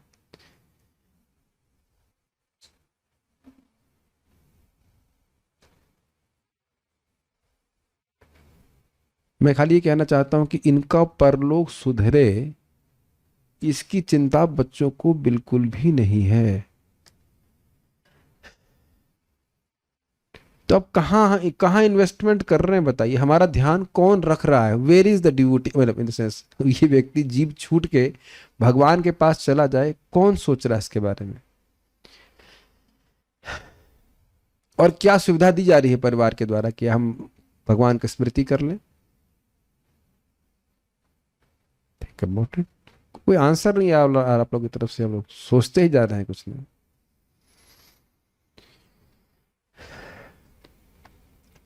इस प्रकार वे प्रकृति के नियम के शिकार बनते हैं और अपने कर्म के अनुसार पुनः स्थूल शरीर प्राप्त करते हैं।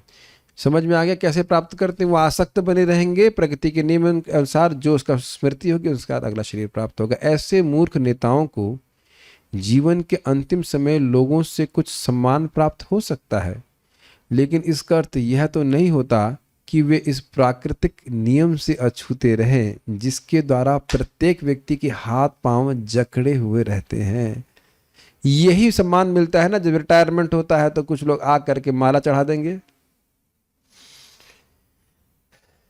रिटायरमेंट डे, एक माला मिलती है शादी के समय, एक माला रिटायरमेंट के समय। उसके बाद कौन पूछ रहा है कहाँ वो मरे? महाराज ऐसा बोलते, जब प्रधानमंत्री व्यक्ति रहता है तो छींकता भी है तो अखबार वाले नहीं सोचते। आज प्रधानमंत्री ने वहां छींका, और जब वो पद से हट जाते हैं तो वो कहाँ मर रहा है व्यक्ति, ये भी ध्यान नहीं देता है कि नहीं? भारत के जो भूतपूर्व प्रधानमंत्री थे, इससे पहले वाले, वो भी कहाँ है? कौन है, क्या नाम था उनका? अभी वो कहाँ है? व्हील चेयर पे। अच्छा, आपको पता भी? हमको तो पता भी नहीं। और वो उस व्हील चेयर में वो कहाँ पे है पता नहीं। पता है आप लोग कहाँ पे हैं? सी। और ऐसे वो कहाँ बैठ रहे हैं, कहाँ पर बाल कटाए हैं, सारा कुछ इंफॉर्मेशन आती है कि नहीं आती? ये स्थिति है। कितना सुंदर तात्पर्य प्रभुपाद जी के। हाथ पैर जकड़े हुए हैं, हाथ और पैर, पैर से भी कहीं भाग नहीं सकता। मान लो हाथ ही बंधे होते तो कम से कम पैर से भाग जाए, दोनों ही बांध दिया तो भागेगा कहां?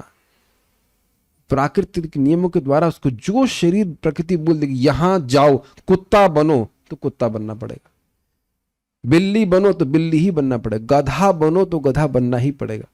यही प्रभुपाद जी के शब्द है, such a dangerous civilization that people don't know that tomorrow they can be in a dog's body. ये खतरनाक सभ्यता है कि इनको पता नहीं कि कल के दिन वो व्यक्ति एक कुत्ते के शरीर में होगा। Think about it, being in a dog's body tomorrow. तो ये नहीं समझ रहे लोग, जीवन ऐसे जी रहे हैं। इसलिए सबसे अच्छा यही है कि प्रत्येक व्यक्ति स्वेच्छा से पारिवारिक संबंधों को त्याग दे और इस तरह वह परिवार, समाज, देश आदि की आसक्ति को भगवत भक्ति में स्थानांतरित कर दे। बड़ा स्पष्ट समझ में आ रहा है। इससे कोई लाभ नहीं होने वाला। और स्वेच्छा शब्द का मतलब है खुद ही व्यक्ति विवेक जागृत करे, भक्तों से सुन करके कि यहाँ कुछ नहीं रखा है, मैं भगवान की सेवा करूं, भगवान की सेवा करके भगवान के पास चला जाऊं। ये बात है, बहुत सिंपल सी बात है, लेकिन शायद समझ में आने में कठिनाई होती है। अच्छा होगा कि हम लोग यथासंभव इस आसक्ति में न ही पड़े, जितना संभव हो सके। और यदि आसक्ति में पड़े तो कैसे पढ़ना है डिवोटीज? चोर की तरह। Very good. ताकि निकलने के लिए रास्ता रहना चाहिए। और क्या कहते हो, सिल्क कुकून की तरह लपेट नहीं लेना चाहिए और कह रही मैं तो बंध गया, मैं तो निकल नहीं सकता, इत्यादि इत्यादि। यहां पर यह बताया गया है कि उसे पारिवारिक आसक्ति की सारी इच्छाएं त्याग देनी चाहिए। मनुष्य को चाहिए कि श्रेष्ठतर इच्छाओं को अवसर दे। वाओ, क्या स्टेटमेंट्स हैं। Give them a space my dear devotees, give them a space, give a space to spiritual superior desires. क्या प्रभुपाद जी का स्टेटमेंट, आप लोग देख रहे हैं क्या स्टाइल है प्रभुपाद जी के लिखने का।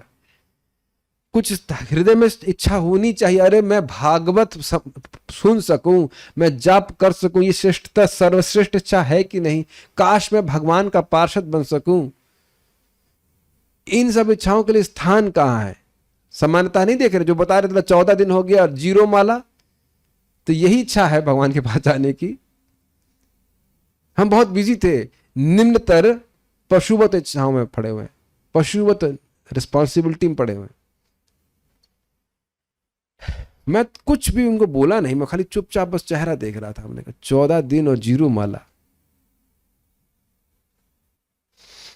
ठीक है, क्या कह सकते हैं, क्या कहा जा सकता है। अन्यथा ऐसी कुत्सित इच्छाओं के परित्याग का अवसर नहीं आएगा। इतना सुंदर बात देखिए, अगर श्रेष्ठतर इच्छाओं का बीज भी नहीं डाला गया, सुना भी नहीं कभी, तो कभी व्यक्ति इससे निवृत्त नहीं होगा। हम शायद इस इल्यूजन में हैं कि बस हम कर रहे हैं, बस बस बस ये कर ले, उसके बाद छोड़ के बस अब केवल ही भजन करेंगे। ये गलत बात है कि नहीं? हम भौतिकतावादी कार्य में लगे रहें और उससे संस्कार बन रहा है भौतिकता का, और हम सोच रहे हैं कि एकदम से इच्छा भागवत के लिए आ जाएगी। How is it possible? भक्त लोग भी कभी कभी ऐसा करते, बस प्रभु जी 10 साल में पैसा कमा ले, फिर तो बस भजन ही करना है। ये भी भक्त लोग करते हैं ऐसा, 10 साल भजन कर ले, खूब पैसा कमा ले। एक भक्त को बोले बस प्रभु जी बस ये 35 करोड़ में इकट्ठा कर लूं।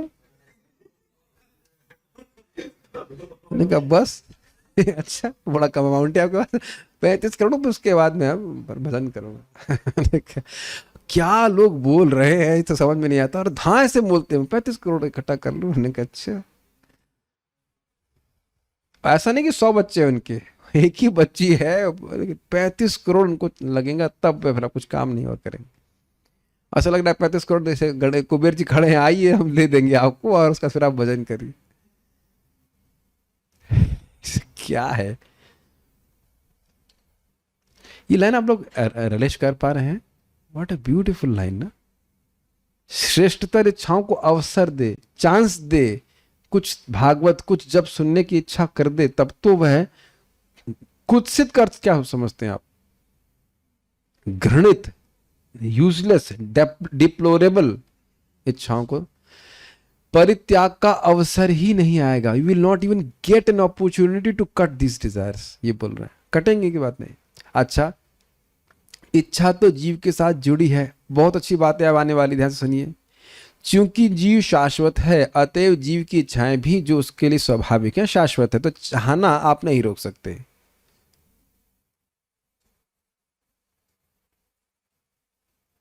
अतएव मनुष्य इच्छा करना छोड़ नहीं सकता, किंतु इच्छाओं की विषय वस्तु तो बदली ही जा सकती है। इसको थोड़ा समझने का प्रयास कीजिए।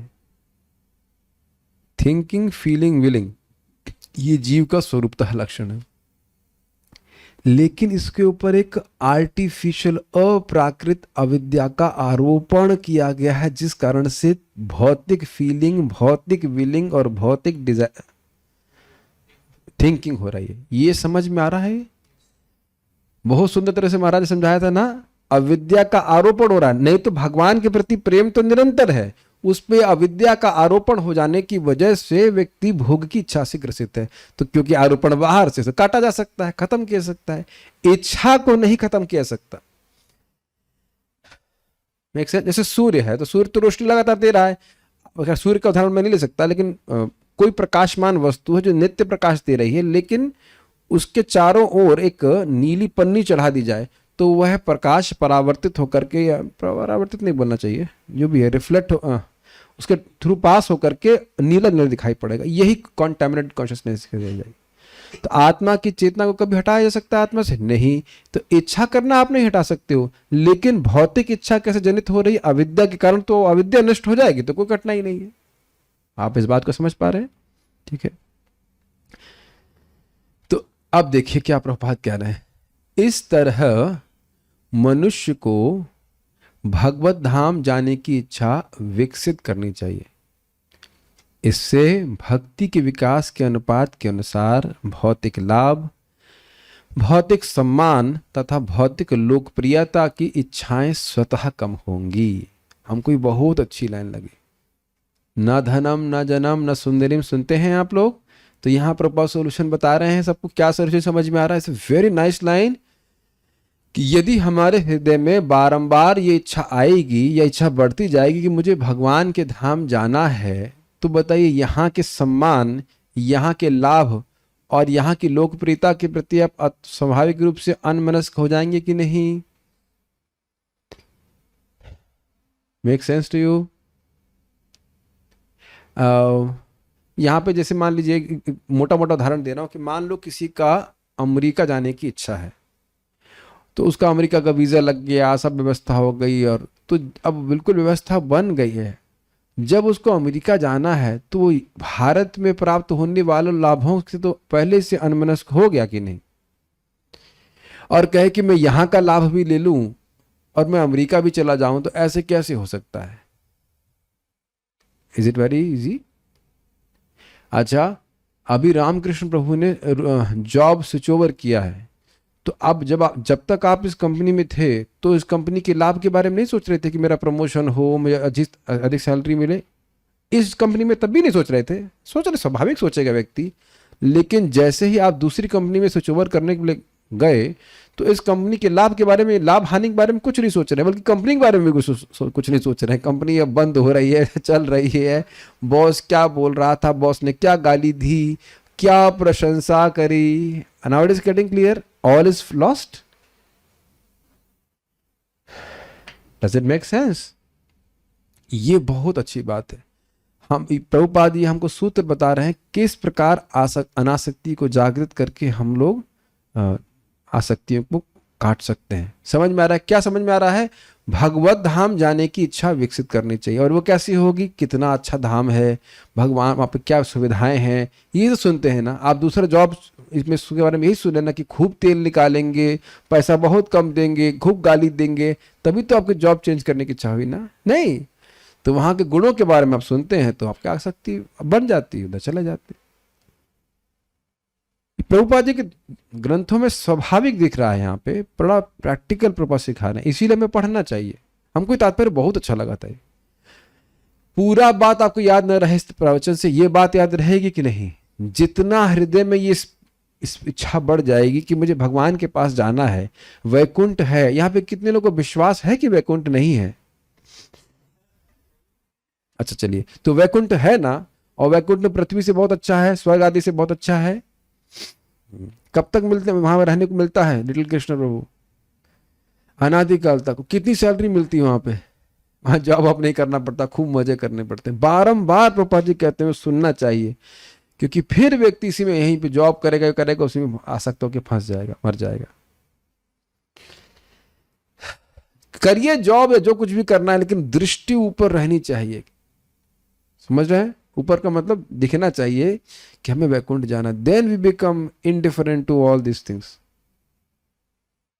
अरे हमारी पोस्ट चलेगी, इसने हमसे ये कैसा कह दिया, इत्यादि इत्यादि। जब हम यहाँ के हैं ही नहीं तो करना क्या है? ना हम यहाँ के हैं, हम यहाँ न, और यहाँ पे हम बहुत दिन रहने वाले हैं। एक वक्त बड़ा मजेदार कहे, अगर आप चाहते हैं कि लोग आपका गुणगान करें तो आप मर जाइए। Quite interesting. तो कोई बुराई नहीं करेगा, वो सब शोक सभा में अच्छा ही अच्छा बोलेंगे। हमको बहुत अच्छी लाइन लग रही है। We have to become pessimistic. What do you think?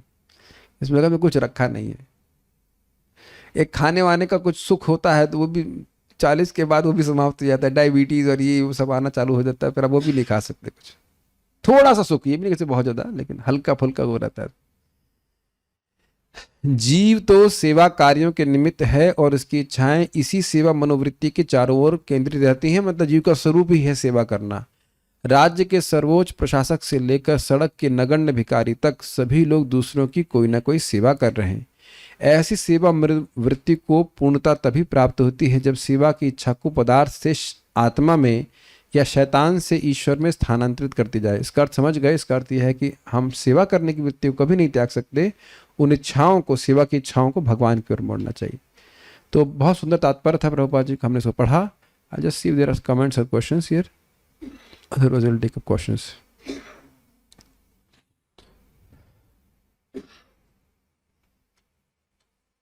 कलत्र का अर्थ क्या है बता दिए, पत्नी इत्यादि है। यू ओनली लिव वंस, नहीं ऐसा नहीं है, we have lived many times. जो आसक्ति है उसको कैसे काटा जाए, क्योंकि भजन करने पर भी आसक्ति इतनी आसानी से जाती नहीं है। तो आप देखिए, ये नहीं कह रहे हैं कि जाती ही नहीं है। क्या कह रहे हैं प्रश्न में? क्या कह रहा है? आसानी से नहीं जाती है। तो ये तो आप नहीं कह रहे हैं कि जाती ही नहीं है। हरे कृष्ण मंत्र जप करना और श्रीमद् भागवत का श्रवण करना, ये बहुत प्रबल साधन है आसक्तियों को कम करने का। उससे कहीं अधिक प्रबल जितना कि हम सोच रहे हैं। आप लोग पता नहीं होमवर्क किए कि नहीं, 2.2.37 में लिखा है कि जो नियमित रूप से भगवान के बारे में सुनता है श्रीमद् भागवत से, वह सारी आसक्तियों को त्याग करके भगवान के धाम चला जाता है। तो शायद विश्वास नहीं हो रहा, लेकिन आप ये बता दीजिए, जूम पे तो काफ़ी लोग रेगुलर हैं, जो लोग नियमित रूप से सुन रहे हैं, like let's say 99% of the classes, 100% class में कौन आता है? मैं आया हूँ, ठीक है, क्योंकि मैंने क्लास दी है। ओके, उसके बाद किसी का रिकॉर्ड अगर है 100%, 99% जो भी रहेगा, तो वो अनुभव करेंगे कि इसका प्रभाव होता है। मंगल आरती में 100% कौन जाता है? कृष्ण बलराम, क्योंकि उनकी आरती होती है। Is it not? उससे पूछे, he is very detached because of going to Mangal aarti regularly, he is very detached, is very happy also, है ना। कृष्ण बलराम की कोई मंगल आरती मिस नहीं हुई है तो इज वेरी हैप्पी हर दिन बड़े प्रसन्न रहते हैं। तो ये आप प्रैक्टिकल देखेंगे भगवान का। यहाँ पे कितने लोग खा के आए हैं डिनर? मतलब 5 बजे वाला को हम डिनर कहते हैं, खा लिए ना। तो अब आपको बाकी से कुछ से दिक्कत हो या ना हो, लेकिन खाने की दिक्कत अभी नहीं है ना। क्यों नहीं है? पेट भरा हुआ है। तो जैसे जैसे भक्ति बढ़ती जाएगी वैसे वैसे, प्रभुपाद बोल चुके हैं यहाँ पे, अभी बताया कि जैसे जैसे भक्ति बढ़ती जाएगी आप स्वाभाविक रूप से इस जगत से अनासक्त हो जाएंगे। लेकिन इस समय हम कोई जगत की चर्चा कर रहे होते शाम को, तो बताइए आसक्ति बढ़ जाएगी कि नहीं? दोनों तरफ चल रहा है। भगवान की बात सुनेंगे भागवत से तो अनासक्ति बढ़ जाएगी, और अगर जगत की बात सुनेंगे तो आसक्ति बढ़ जाएगी। ये प्रैक्टिकल देखा गया है। अरे भविष्य का तो सोचो, कुछ नौकरी कर लो, कुछ ये इकट्ठा कर लो, बुढ़ापे में कौन देखेगा, कुछ संतान 2-4 कर लो, बाल जो बच गए वो भी तो निचवाने हैं इधर कोई नहीं बोलेगा। ये कई बार लोगों को से बोला जाता है। तो जो आसक्त लोग हैं उनसे सुनेंगे तो आसक्ति बढ़ेगी। When they are speaking, their attachments are permeating their consciousness in their speech. जो व्यक्ति जिसमें आसक्त होता है वही सब बातें करने में उसको बहुत अच्छा लगता है, तो उन सब बातों को सुनेंगे तो आसक्ति बढ़ जाएगी। तो आसक्ति काटने में ये भी देख लीजिए कि कहीं ना कोई ऐसा तो नहीं व्यक्ति इसमें गांठें और बढ़ा रहा हो। To be careful on that.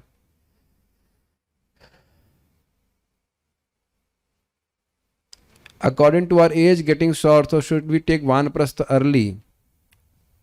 अब ये प्रश्न माता जी का है। अब आपके पति अगर वानप्रस्थ नहीं लेंगे तो आप कैसे लेंगी, उसका उत्तर हमारे पास कुछ नहीं है। ठीक है, पता नहीं शास्त्र है चुप है, हमको तो हम तो चुप ही रहेंगे उसके ऊपर, क्या किया जा सकता है।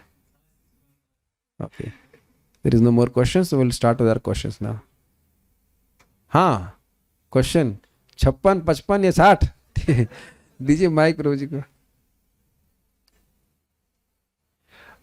अगर मान लो कोई घर छोड़ करके भगवान के पास नहीं भी आ पा रहा, धाम में नहीं आ पा रहा है, लेकिन घर में बड़ी तीव्र भक्ति करनी चाहिए, इतना तो कम से कम करना शुरू करे। अगर वो भी नहीं हो पा रहा है घर छोड़ के, हाँ कुछ पूछ रहे थे, बोले। माइक ऑन कीजिए, ऑन तो करिए, ऑन नहीं ऑन कीजिए। हाँ, हरे कृष्ण। आसक्ति काटना मीन्स कर्म बंधन से मुक्त होना। आसक्ति काटने का यहाँ पे अर्थ था स्पृहा को काटना, कि ये शरीर मुझे सुख देगा, ये पत्नी मुझे सुख देगी, ये बच्चे मुझे सुख देंगे, ये सब प्रकार की स्पृहा को काट देना। और सुख देगा तभी तो व्यक्ति आसक्त रहेगा, सुख तो जीव चाहता है ना।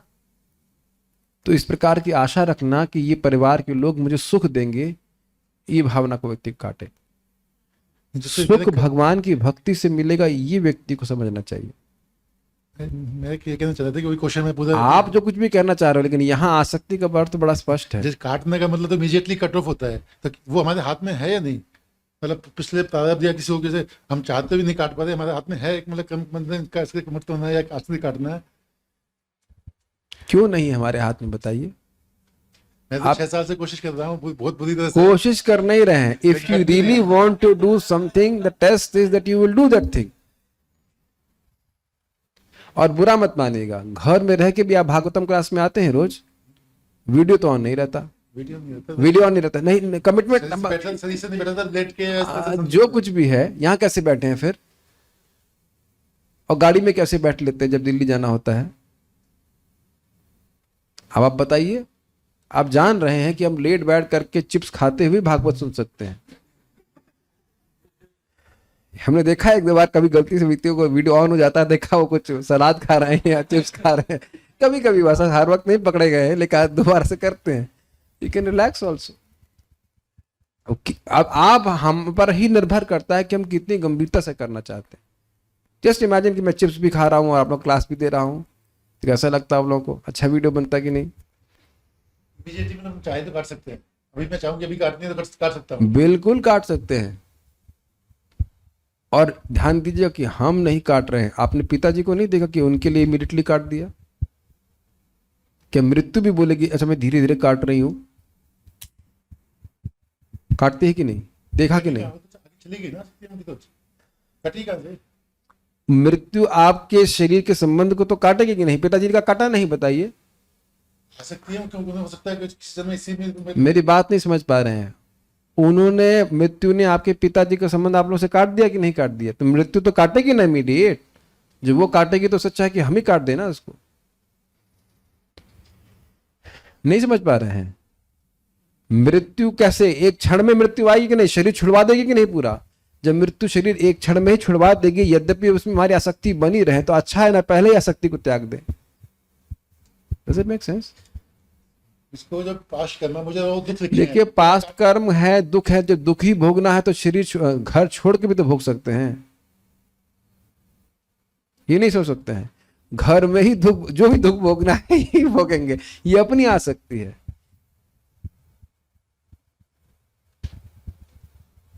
अच्छा, ओके। देखिए, हम अपनी आसक्तियों को जस्टिफाई कर सकते हैं और पाल सकते हैं, प्रभुपाद जी, लेकिन यहाँ पे ऐसे उसको विकसित करने के लिए नहीं बोल रहे हैं, हमारी ऊपर इच्छा है। ठीक है, मैंने एग्जाम्पल आप लोगों को दिया था। मान लीजिए किसी को मालूम चल जाए कि उसके गॉल ब्लैडर में स्टोन है, तो पर्चे नहीं बांटेगा, आइए फीस्ट खिला रहा हूं, मेरे गॉल ब्लैडर में स्टोन है, बोलता है कोई व्यक्ति, तुरंत उसी दिन से वह घी इत्यादि छोड़ना शुरू कर देता है। होता है कि नहीं? मान लीजिए लीवर में बहुत बड़ी बीमारी हो जाएगी, तो सोचता है कि मैं 5 साल के बाद पकौड़े छोड़ूंगा। जो बुद्धिमान व्यक्ति वो तुरंत ही छोड़ता है उसको। करता है कि नहीं? बोलिए क्या उत्तर है आपके पास? छोड़ता है कि नहीं? ये बोलता रहेगा वहां भी तो कर्मों का ही फल है, ये सब बताइए कि नहीं, ये कर्म का ही तो फल आया ना कि लीवर में बढ़ गया, ये अपने ही कर्म का। दूसरा ऐसा तो नहीं कि मथुरेश्वर हरि प्रभु घी खा रहे हैं और मेरा लीवर बढ़ रहा है। डजंट वर्क लाइक, ऐसा होता है क्या? हमारा ही कर्म है कि जब लीवर फूल गया, जो कुछ भी हो गया है, तो अब हम नहीं खा रहे हैं, सादा भोजन कर रहे हैं, तो तुरंत ही करना शुरू करते हैं कि नहीं, ताकि और बीमारी ना बढ़ जाए। तब तो हम नहीं कहते हमारा कर्म है, ये है, वो है, फलान ढिमकान।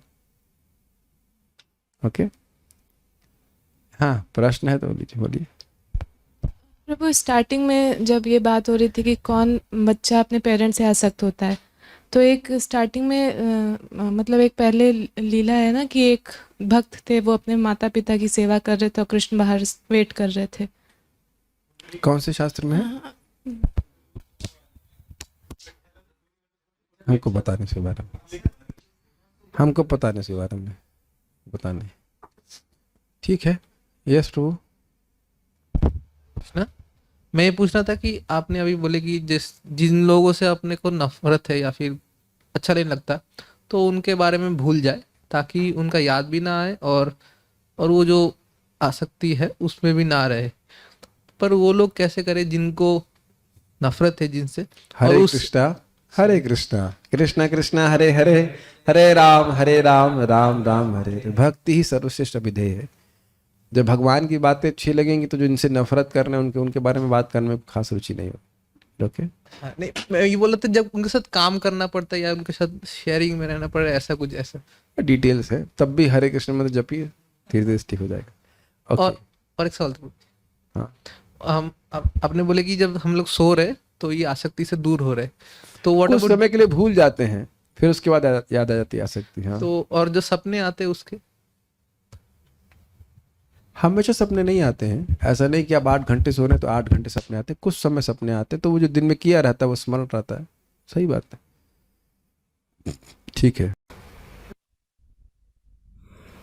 श्रीधरी के अनुसार श्लोक का लिंक समझाइए।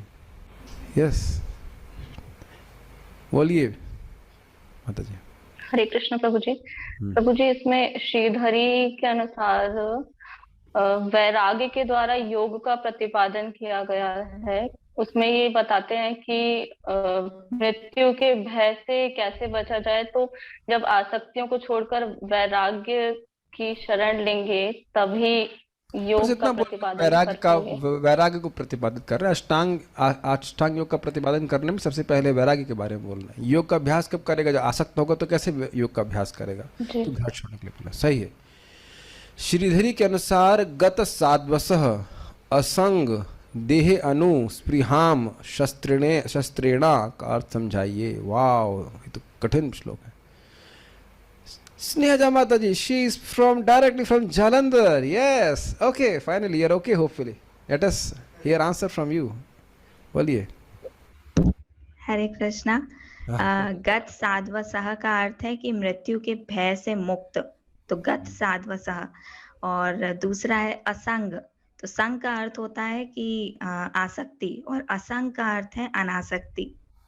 देहेनु, तो देह प्लस अनु, तो इसमें 2 है, तो देह तो यानी देह से जो देह के संबंध, देह और देह के जो संबंधी हैं, इसका अर्थ देह ये के जो है पीछे हैं, जो उनके बाद में आए हैं, वो अनु मतलब बाद में। हाँ, अनु अर्थात अनुगामी, जो पुत्र परिवार इत्यादि, ग्रह इत्यादि। और स्पृहाम का अर्थ है सुख की इच्छा या लालसा। और शस्त्रेण का अर्थ है शस्त्रेण का अर्थ है कि वैराग्य या अनासक्ति रूपी शस्त्र के द्वारा इस स्प्रिया को काटना चाहिए। बहुत अच्छा, very good. Oh, your fever is good. क्रम संदर्भ के अनुसार शीला जीव गोस्वामी अंतकाले का अर्थ क्या समझाते हैं? याद है किसी को? तो भूल गए। Open your book. Ramakrishna prabhu. बाकी लोग लग रहा है तैयारी करके नहीं आए हैं कुछ। यहाँ पर जीव गोस्वामी बता रहे हैं कि वहाँ पर उस सभा में बहुत सारे लोग उपस्थित थे जो अष्टांग योग वगैरह में इंटरेस्टेड थे। नहीं, वो प्रश्न नहीं है। अंतकाले का क्या अर्थ बताया गया, दिखाइए। वो सिंपल अर्थ है। अंतकाल जब शरीर छोड़ने के समय है, वैसे तो देखा जाए तो, लेकिन हाँ, यहाँ पे अंतकाले का मतलब यही है कि तो उनके लिए बोल रहे हैं जो हाँ, यहाँ पे वो अंतकाले का बस यही है, शरीर छोड़ने का समय। कोई विशेष प्रश्न नहीं था, ये इजी है। हाँ। सभी के लिए हरेर नामानुकीर्तन को सर्वश्रेष्ठ साधन बताकर अब सुखदेव गोस्वामी अष्टांग योग का वर्णन क्यों कर रहे हैं? इसको श्रीला विश्वनाथ चक्रवर्ती पाद द्वारा कैसे समझाया गया, सारा दर्शनी के अनुसार बताइए। आदित्य कृपा माता ji, will give you chance. Yes please. Hare Krishna prabhu ji. Prabhu ji इसमें बता रहे हैं, सुखदेव गोस्वामी कह रहे हैं कि म्रियमाण व्यक्ति के लिए सर्वश्रेष्ठ हरे नामों कीर्तन है। तो जब ये बता दिया कि हरि कीर्तन ही करना चाहिए और भागवतम सुनना चाहिए, तो फिर अष्टांग योग का वर्णन क्यों किए? तो इसमें बता रहे हैं कि उस सभा में अनेक प्रकार के लोग बैठे हुए थे, तो उनकी रुचि के अनुसार भी कुछ कुछ बोलना जरूरी था, जिससे वे उठकर ना चले जाएं। और बेसिकली सुखदेव गोस्वामी चाहते थे कि वे दशम स्कंद तक रुके रहें और वे कुछ भगवान की कथाओं का उनके बारे में बता सके और सुना सके उनको। अच्छा, मैं ये प्रश्न करना चाहूँ कि सारी बात आपको भी समझ में आती है या आपकी बेटी को भी समझ में आती है? वो तो गायब हो जाती है, वो तो ना लेक्चर में दिख रही है। मुझे वो आज का IGF क्लास था, तो वो वहाँ अच्छा, गई है। ठीक है, तब ठीक है। मुझे लगा सामान्यतः देखते नहीं, मुझे लगता शायद हिंदी नहीं समझ पाती होंगी बच्ची। नहीं, वो क्वेश्चन आंसर के सामने कैमरा ऑफ करती, क्लास पूरी सुनती। अच्छा, प्रॉम्प्ट करती होंगी आपको, उत्तर हो जाती है। ठीक है, ओके। अब यहाँ पे प्रश्न आ रहा है आप रूम के डिवोटीज के लिए। बाल प्रबोधिनी के अनुसार श्लोक का लिंक समझाइए। सॉरी, हाँ, अदिति माता जी नहीं, यहाँ पे कोई वक्त बोलना चाहते हैं? Want to answer? जयवृंदा माता जी तैयार नहीं किया इसको? तैयार किया, बोलिए। ठीक है, next question is going to Prem Krishna. बोलिए, हाँ बोलिए। जब कोई मनुष्य अपने जीवन भर भगवान की भक्ति में संलग्न रहेगा, अर्थात अनासक्ति का जीवन जिएगा, तभी अंत में उसके लिए सारे भोगों को छोड़ पाना संभव है और वह पुनः भगवत प्राप्ति कर लेगा। हाँ, मतलब भगवान ने यदि उससे किसी विषय में अत्यधिक आसक्ति होगी तो वह तो उसे भगवान की प्राप्ति नहीं होगी। वही तो श्रवण आदि के द्वारा तभी हो पाएगा, क्योंकि श्रवण आदि के द्वारा भक्ति हो पाएगी, लेकिन उसमें भी अगर वो घर परिवार में फंसा रहा तो वह आसक्ति आ सकती है, उसको भगवान की प्राप्ति नहीं हो पाएगी। उपकल्प से लिंग था कि पूर्ण कार्य लीजिए, अब कहीं आसक्ति का निर्माण होने का चांस नहीं होना चाहिए। श्रील प्रभुपाद जी के तात्पर्य से भौतिकतावादियों की मूर्खता क्या है और किस कारण से मूर्ख है? वो तो PhD किए हुए हैं। प्रेम कृष्ण प्रभु। भौतिकतावादी लोगों की मूर्खता यह है कि वो लोग अस्थायी रूप से यहाँ रहना चाहते हैं। हाँ, अस्थायी रूप से रहना चाहते हैं। अस्थायी रूप से रहना चाहते हैं। अच्छा, ठीक। ओके, भगवत गीता। हाँ, और किस कारण से मूर्ख हैं? यही, किस कारण से मूर्ख हैं, इस पर प्रकाश डालेंगे अमल कृष्णा। प्रेम कृष्णा आंसर ना, Amal Krishna will answer second part of the question. आपकी आवाज नहीं सुनाई पड़ रही बेटा, माइक क्यों नहीं यूज करते? कुछ सुनाई नहीं दे रहा है। सर्वेश प्रभु। हरे कृष्ण प्रभु जी। हाँ, अभी ठीक है। वो ये सोचते हैं कि कुछ वर्षों का ही जीवन सब कुछ है, मृत्यु के बाद कुछ भी नहीं है। आप लगता है कोई बहुत जोर का फर्राटा फैन चला रखा है? अरे नहीं, हाँ। कुछ भगवत गीता का सबसे प्रथम उपदेश क्या है? खाओ पियो मौज करो, नहीं। धर्म क्षेत्र कुरुक्षेत्र किम वेता, क्या था? समवेता युत्सव, ये तो उपदेश है। ओके, राधा शर्मा माता ji, you please give answer. Krishna, Bhagavad Gita का प्राथमिक उद्देश्य है कि मनुष्य ये जाने कि शरीर का अंत होने पर जीव की पहचान समाप्त नहीं होती, क्योंकि शरीर तो मात्र बाहरी वस्तु है। पता नहीं आप लोगों को ये कैसा लगता है, लेकिन हमको जितनी बार सुनते हैं ये अमृतमय वचन लगता है कि शरीर एक वस्त्र के समान है और हमारा जीवन इसके बाद भी चालू रहेगा। At least personally for me it helps me to give up so many material aspirations. आती रहती हैं, मैं और प्रसिद्ध हो जाऊं या ये हो जाऊं वो हो जाऊं। We can very easily cut off with this things. बहुत अच्छी बात है ये याद रखना चाहिए कि ये शरीर इसके बाद, मतलब ये जीवन इसके बाद भी चालू रहेगा। शरीर के अंतिम परिवर्तन को क्या कहते हैं? कौन उत्तर देगा? राधा वर्मा माता ji, I hope you can answer this one. Hare Krishna prabhu ji. जिस प्रकार मनुष्य जो है अपने पुराने शरीर को, पुराने वस्त्र बदल देता है, उसी प्रकार जो जीव आत्मा है वो अपना शरीर को, पुराने शरीर को बदल के नए शरीर में प्रवेश करती है, और शरीर का यही बदलाव परिवर्तन कहलाता है। और मृत्यु कहा कहते थे, अंतिम परिवर्तन मृत्यु कहा जाता है।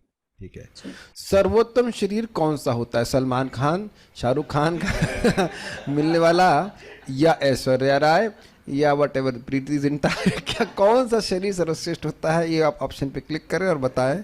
मुझे तो पुराने हीरो हीरोइन का नाम याद आ रहा है, हो सकता है आप तो सब बुढ़े हो गए होंगे। नहीं हो गए, ऑलमोस्ट बुढ़े हो गए होंगे। सुरभि माता ji please click the proper option. कौन सा शरीर अच्छा होता है? या इंद्र का? ब्रह्मा जी तो जरूर बनना चाहेंगे आप, मुझे लग रहा है प्रयास में लगी हुई है। नहीं, okay, what is the best body? Prabhu ji, सर्वोत्तम शरीर आध्यात्मिक शरीर होता है जो भगवान के धाम जाने या वैकुंठ जाने के बाद प्राप्त होता है। अच्छा, और किन्हें प्राप्त होता है? हाँ, अब ये उत्तर दे दिया आपने। और इसे प्राप्त करने की तैयारी एवं प्रयास कब करना चाहिए?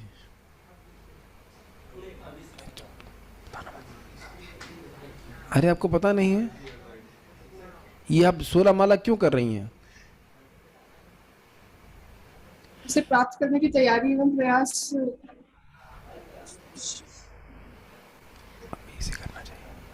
अभी से करना चाहिए। हाँ, सही उत्तर है आपका, अभी से करना चाहिए। Yes, you know it, yes, correct.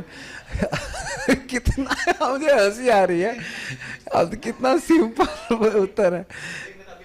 अभी से करना चाहिए। ये नहीं है कि अब मरते समय हम 16 माला जब कर लेंगे, ऐसा नहीं है। जब मालूम चल जाए तभी से करना शुरू कर देना चाहिए। Never wait for that. सही उत्तर माता जी, बिल्कुल सही आपने उत्तर दिया। मूर्ख लोग किसे अधिक महत्व देते हैं? हरे कृष्ण वालों को ये सब दिमाग खराब कर दिया। हमारा लड़का बड़ा बुद्धिमान था, IIT में पढ़ रहा था, बरगला दिया हमारे बच्चे को। तो मूर्ख लोग जो है वो ये सब हरे कृष्णा को ही महत्व देते हैं। तो शिवम श्रीवास्तव प्रभु से कुछ प्रकाश डालेंगे। मूर्ख लोग इसे किसे अधिक महत्व देते हैं, जरा बताइए। मूर्ख लोग वर्तमान शरीर को ज्यादा महत्व देते हैं और उस नश्वर शरीर को ज्यादा महत्व देते हैं। हाँ, ठीक है। आप यहाँ देख रहे हैं कि लोग शादियों में 60 लाख करोड़, यहाँ तो 2-2 करोड़ रुपए तक खर्च कर रहे हैं। बता रहे थे हमारे भक्त, बता रहे थे कैसे उनके भाई की शादी हो रही तो बहू को 2 लाख रुपए की साड़ी चाहिए और ऐसी 10 ड्रेसेस उसको दे दी जाएंगी, साड़ी या जो भी उसने मतलब पहनना, पता नहीं क्या। इट्स क्वाइट कॉस्टली वाइफ है बहुत कॉस्टली। हाँ लोग, हाँ 1 करोड़, सही में मैं जान रहा हूँ, 1 करोड़ में शादी हुई और 60 लाख रुपए में तलाक हो रहा है डिवोर्स। इससे अच्छा तो ब्रह्मचारी रह जाता हूँ नहीं करता शादी। अच्छा सोचना चाहिए। अरे 6000 में तो बढ़िया बाई मिल जाएगी। या डिवोटी कुक बेस का 10-15 नौकरी खिला देता है 9000 रुपए महीने में। बढ़िया बना खिलाएगा आपको खाना और वो टाइम से बना के खिला देगा। नहीं, दान की तो बात बहुत छोड़िए आप। अगर ये कहे कि भाई पत्नी चाहिए खाना बनाने के लिए तो 9-10 हजार में तो कुक मिल जाता है। डिवोटी कुक 16 माला जप करके बढ़े से कुकिंग कर देगा आपके लिए। संभावना ये हो सकती है कि घर में खाने को टाइम से ना मिले, ये भी हो सकता है आजकल। नहीं, उधर ज़्यादा नहीं बोल रहे, लेकिन मूर्ख लोग नश्वर शरीर को बहुत महत्व देते हैं। हमको महाराज की बड़ी सुंदर बात लगती है, कहते हैं भाई जब मेरा शरीर सुखी नहीं है तो दूसरे का शरीर भी तो वैसा ही है, दोनों मिलकर के कैसे सुख का निर्माण कर देंगे।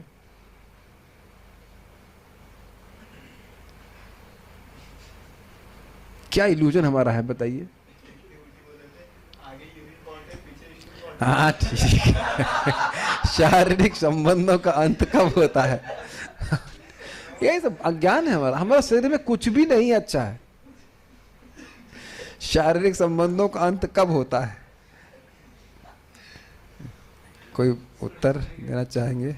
Sarvesh prabhu, will give you chance today, today is your day, weekend. Yes. Hare Krishna prabhu, शारीरिक संबंधों का अंत मृत्यु के साथ हो जाता है। और दूसरा जो नींद के दूसरा समय कि- होता है वो नींद के समय नहीं हो जाता है. भूल नहीं जाएंगे मम्मी को अभी सोते समय भूल जाएंगे ना. वो भी भूल जाते हैं, नींद के समय भी भूल जाते हैं. वैसे इस जन्म का पूरा कटिंग हो जाती है मृत्यु के समय. हाँ हाँ. और उसका इसका next क्या अनुभव है? वर्तमान जीवन में नहीं करते हैं, क्योंकि पिछले जन्म में अगर हमारी मतलब वो हो गई है डेथ, तो हम वर्तमान जीवन में इसका हरे अनुभव नहीं करेंगे। कृष्णा. क्या इसका अनुभव हम अपने वर्तमान जीवन में भी करते हैं? किस वर्तमान चीज जीवन का में सोते अनुभव? समय करते हैं ना। हाँ, सोते समय भी हम देखते हैं कि हम अपने संबंधों को भूल गए हैं. अथवा कैसे समझ गए आप? Okay. Next question is going to Snehaja माता जी. प्रभुपाद जी तात्पर्य में मृत्यु की व्याख्या किस प्रकार करते हैं, और दूसरे शरीर और दूसरा शरीर किसकी अध्यक्षता में एवं किसके अनुसार प्राप्त होता है? बोलिए. Yes please. आप नहीं बोल रहे कुछ? ठीक है. हरे कृष्णा. हाँ बोलिए. श्री प्रभुपाद मृत्यु की व्याख्या इस प्रकार करते हैं कि मृत्यु जो है वो कुछ समय के लिए मृत्यु देह का परिवर्तन है, और उसका दूसरा प्रश्न है दूसरे शरीर जो है वो प्रकृति के नियमों के अनुसार प्राप्त होता है. और किसके अनुसार? हमारी इच्छा के अनुसार. ठीक है. एक बात ध्यान रखिएगा कि हम जो कार्य कर रहे हैं उसका प्रभाव हमारे चित्त पर पड़ रहा है, और उसके अनुसार इच्छाएं बन रही हैं. उस इच्छा के अनुसार हमें अगला शरीर प्राप्त होगा. तो हमें इस समय अपने कार्य परिवर्तित करने हैं, और कार्य परिवर्तित होते हैं हमारी सोचने की शैली पे. विचार चेंज होते हैं जब हम श्रवण करते हैं. Do you agree with all this? तो श्रवण नहीं करेंगे तो विचार नहीं परिवर्तित होंगे, ना हमारे कार्य परिवर्तित होंगे, ना हमारा ट्रैक चेंज होने वाला है. पुनः शरीर प्राप्त ना हो इसके लिए वर्तमान शरीर के रहते हमें क्या करना होता है, और इसका प्रशिक्षण कब से किया जा सकता है एवं सामान्यता कब से करना चाहिए? बहुत अच्छे प्रश्न हैं. Who would like to answer this from the room? Okay, two devotees here. Mathuresh Prabhu, we'll give you chance here. Yes, please.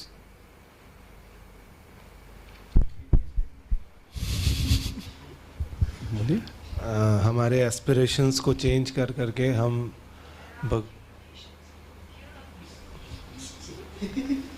पुनः शरीर प्राप्त ना हो इसके लिए वर्तमान शरीर के रहते हमें क्या करना होता है?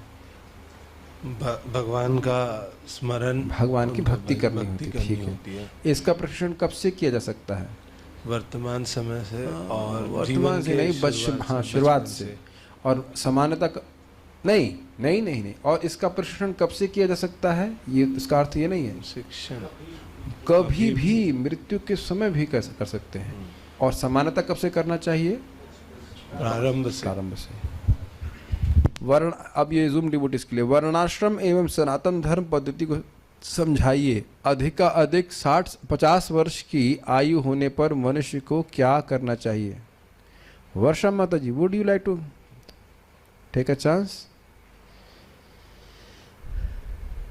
प्रभु जी, जब मनुष्य की आयु अधिकाधिक 50 वर्ष हो जाए तो उसको अपने गृहस्थ आश्रम को और रिश्ते नातों को त्याग कर वानप्रस्थ आश्रम में चले जाना चाहिए, ताकि वो फिर तैयारी कर सके आसक्ति छोड़ने की और भगवान की भक्ति का प्रयास करे. ओके. उसका फर्स्ट पार्ट कौन बताएंगे? सर्वेश प्रभु, स्नेहजा माता जी, राधा वर्मा माता ji, will give you chance. वर्णाश्रम सनातन धर्म पद्धति को समझाइए. हरे कृष्णा प्रभु जी.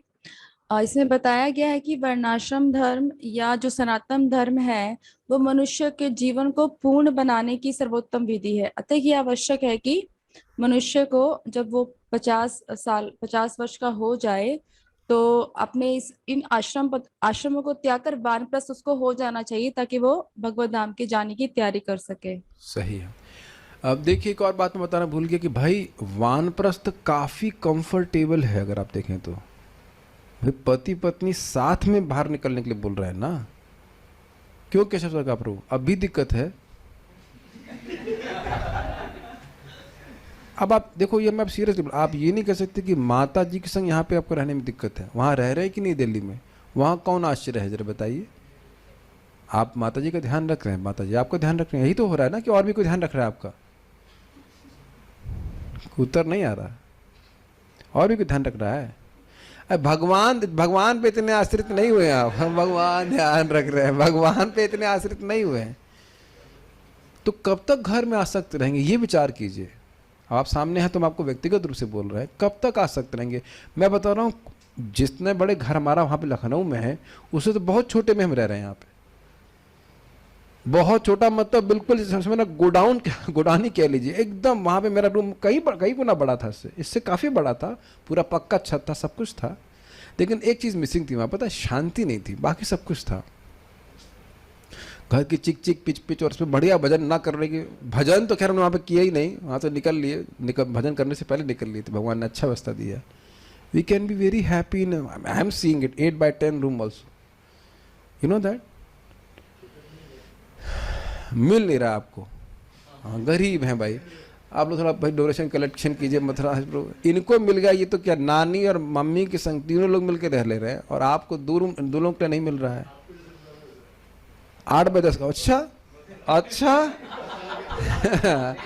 हजारों, जब तक गौशाला में नहीं मिलेगा, ये नहीं मिलेगा, वो नहीं मिलेगा, तब तक आप ब्रज में नहीं रहेंगे। ऐसा थोड़ा ना होता है, ये सब बहानेबाजी भक्त।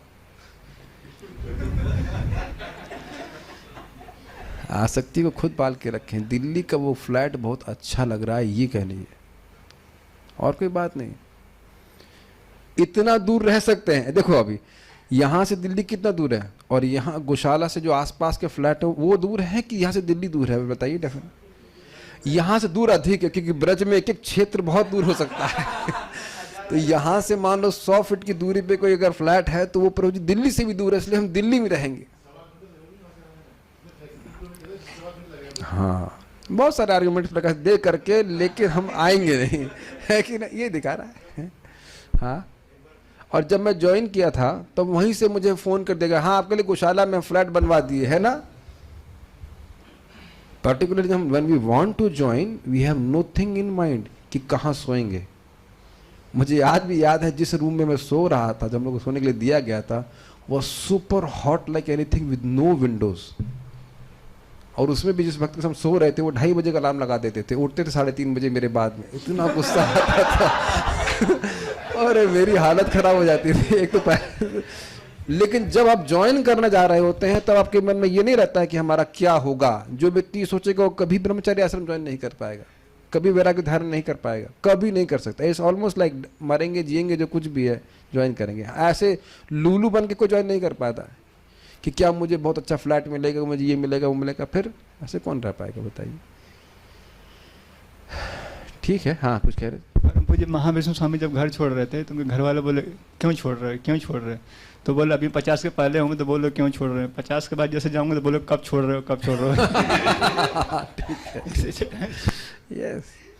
और लोग बोलते भी हैं, जब मरणासन अवस्था में होता है तो बोल देते हैं राम जी इनकी सुन लेते हैं। तो राम जी की पहले सुन लो ना, आप राम जी की पहले सुन लो ना, कि आ जाओ हमारे पास में। It's happiness actually. क्या बोला जाए, मूर्ख भौतिकतावादी कैसे प्रकृति के नियम के शिकार बनते हैं, जिससे उनके हाथ पांव जकड़े जाते हैं। प्रिय शवसी माता ji, you please give some light on this. Yes please.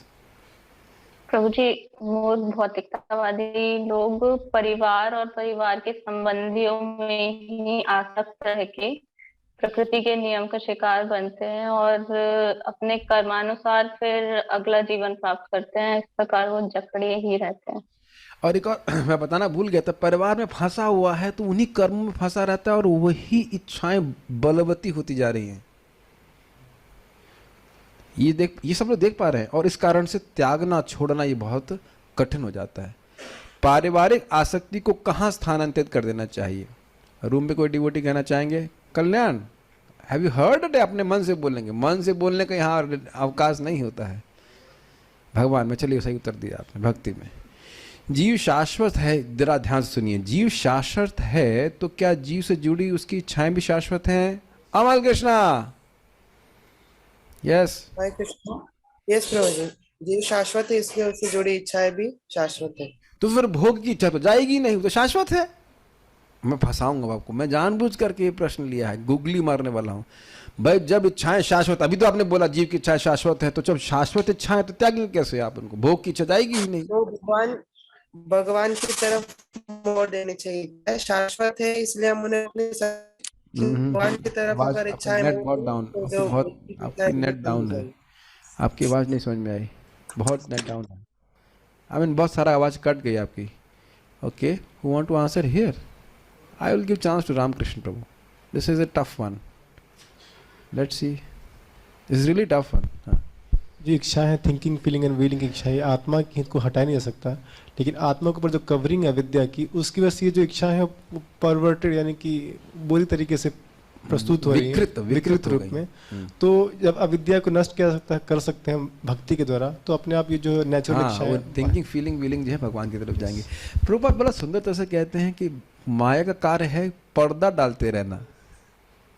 आपका जो प्रेम की तरंग भगवान की तरफ निरंतर बहती रहती है, उसके बीच में कर्टेन डालते रहना। कितना सुंदर तरह से बता रहे हैं प्रभुपाद जी। देखा ना यहाँ पे कभी कभी भगवान का दर्शन होता है, थोड़ी देर के दिखाएंगे फिर बंद कर देंगे, ये हिसाब किताब है।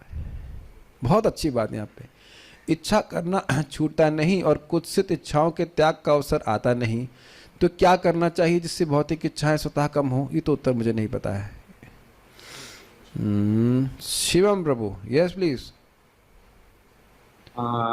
इसका सिर्फ एक ही इलाज है प्रभु जी, वो है कि भगवत कथा सुनना। जैसे जैसे सुनते रहेंगे वो इच्छाएं स्वतः कम हो जाएंगी। ठीक है, भगवान की कथा सुनते रहना चाहिए। जीव की स्वाभाविक सेवा मनोवृत्ति को पूर्णता कब प्राप्त होगी? सर्वेश प्रभु बताइए और फिनिश विद दिस। पदार्थ से आत्मा के विषय में हम जब चिंतन करेंगे या मोड़ेंगे, या शैतान से ईश्वर की तरफ हम जब अपनी इच्छाओं को मोड़ेंगे, तब जो है हमारी स्वाभाविक जो पूर्णता की अवस्था है वह हम प्राप्त करेंगे। यद्यपि सभी लोग उत्तर दे नहीं पा रहे हैं, मौका नहीं मिला, लेकिन सब लोग सुन रहे हैं बातें बहुत ध्यान से। 1 पॉइंट आपने छोड़ दिया। देख रहे हैं कि हम सभी के हृदय में शैतान की को संतुष्ट करने की इच्छाएं रहती हैं। शायद सभी साधक समझते हैं, एंड बड़ी प्रबल रहती हैं। बट और हमें क्या प्रॉमिस करती है माया? बस तुम ये देखो कि इस इच्छा को पूर्ण करोगे ना, तुमको जरूर सुख मिल जाएगा। लेकिन प्रभुपाद बड़ा स्पष्ट कर रहे हैं, दे हैव टू बी स्थानांतरित करनी है भगवान की सेवा में, तब हम सुखी होंगे। Okay, will stop here. Thank you all. Here something. वानप्रस्थ के लिए पति पत्नी घर छोड़ें या फिर बच्चों को ही घर से बाहर कर दें? नहीं नहीं नहीं नहीं, अरे नहीं नहीं, और उन्हें बता दे कि हमें अभी रिस्पॉन्सिबिलिटी पूरी कर लिया है। ये तो ब्रिलियंट क्वेश्चन है। नहीं नहीं नहीं नहीं, एक डिवोटी नहीं मिलेगा, वो डायरेक्ट मैसेज मुझको आया है। ये अर्थ नहीं है खुद घर छोड़े, क्योंकि ध्यान दीजिएगा, बहुत अच्छा प्रश्न किया है। बच्चों को आपने हटा दिया और घर से आसक्ति नहीं है। कितना पैसे से एक एक मेहनत करके घर बनाया है, वो घर भी तो याद रह जाएगा। वो घर छोड़ना जरूरी है। हाँ, वो ये तो नया कंसेप्ट है, बच्चों को बाहर निकाल दो वानप्रस्थ में। नहीं, आप जानते हो कि समाज फंसा रहता है। आप अगर मान लो जैसे लखनऊ के हो, तो लखनऊ से उठ करके यहाँ पे आ जाएंगे तो आप लोगों को ब्लॉक कर सकते हैं, घर में नहीं ब्लॉक कर सकते किसी को। हमने तो अपनी माँ को बता दिया भाई सबको ब्लॉक करते जाइए। या फिर हमारी माँ पता क्या करती हैं, मान लो कोई वैसे ऐसे भौतिकतावादी रिश्तेदार ने फ़ोन किया, अरे 1 मिनट रुकना, मैं जरूरी काम पे, 1 मिनट अभी बाद में कॉल करती है करके वो बात ही नहीं करते। माला भजन करना है कि ये सब काम करेंगे। अभी हमारे क्या नाम है, रघुपति प्रभु को ही वृंदावन चंद्र महाराज जी बोले थे कि वो लोग आ गए, माता जी प्रभु जी, वो बहुत बड़े चाइल्ड पीडियाट्रिशियन बोलते हैं, क्या होते हैं, बच्चों का डॉक्टर। तो वो सोच रहे थे कि यहाँ भी कुछ सेवा दें इस तरह की। तो महाराज कहते हैं नहीं, अब आप यहाँ केवल भक्ति कीजिए, बस। वो संस्कार बना रहता है उस कार्य को करने का, तो छोड़िए, केवल नाम जप कीजिए। आत्मा ना पीडियाट्रिशियन है ना और कुछ है, भगवान का भजन करना चाहिए। महाराज कितनी बार बोल चुके हैं, 50 साल के बाद तो केवल भक्ति होनी चाहिए और कुछ भी नहीं होना चाहिए, नथिंग एट ऑल।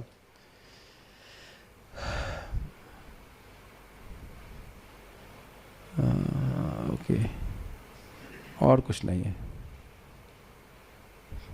घर अगर धाम में हो तो, घर धाम में है तो फिर तो अच्छी बात है, हम धाम में रहना का यहाँ अंतिम समय में छोड़ दें। घर अगर धाम में है तो फिर और कहाँ जाने की जरूरत है, घर में रहिए और बच्चों को निकालने की जरूरत नहीं, सब लोग यहीं रहिए, भजन करिए। ठीक है, okay, so will stop here. Shrimad Bhagavatam की जय, श्रील प्रभुपाद की जय, निताई गौर प्रेमानंदे।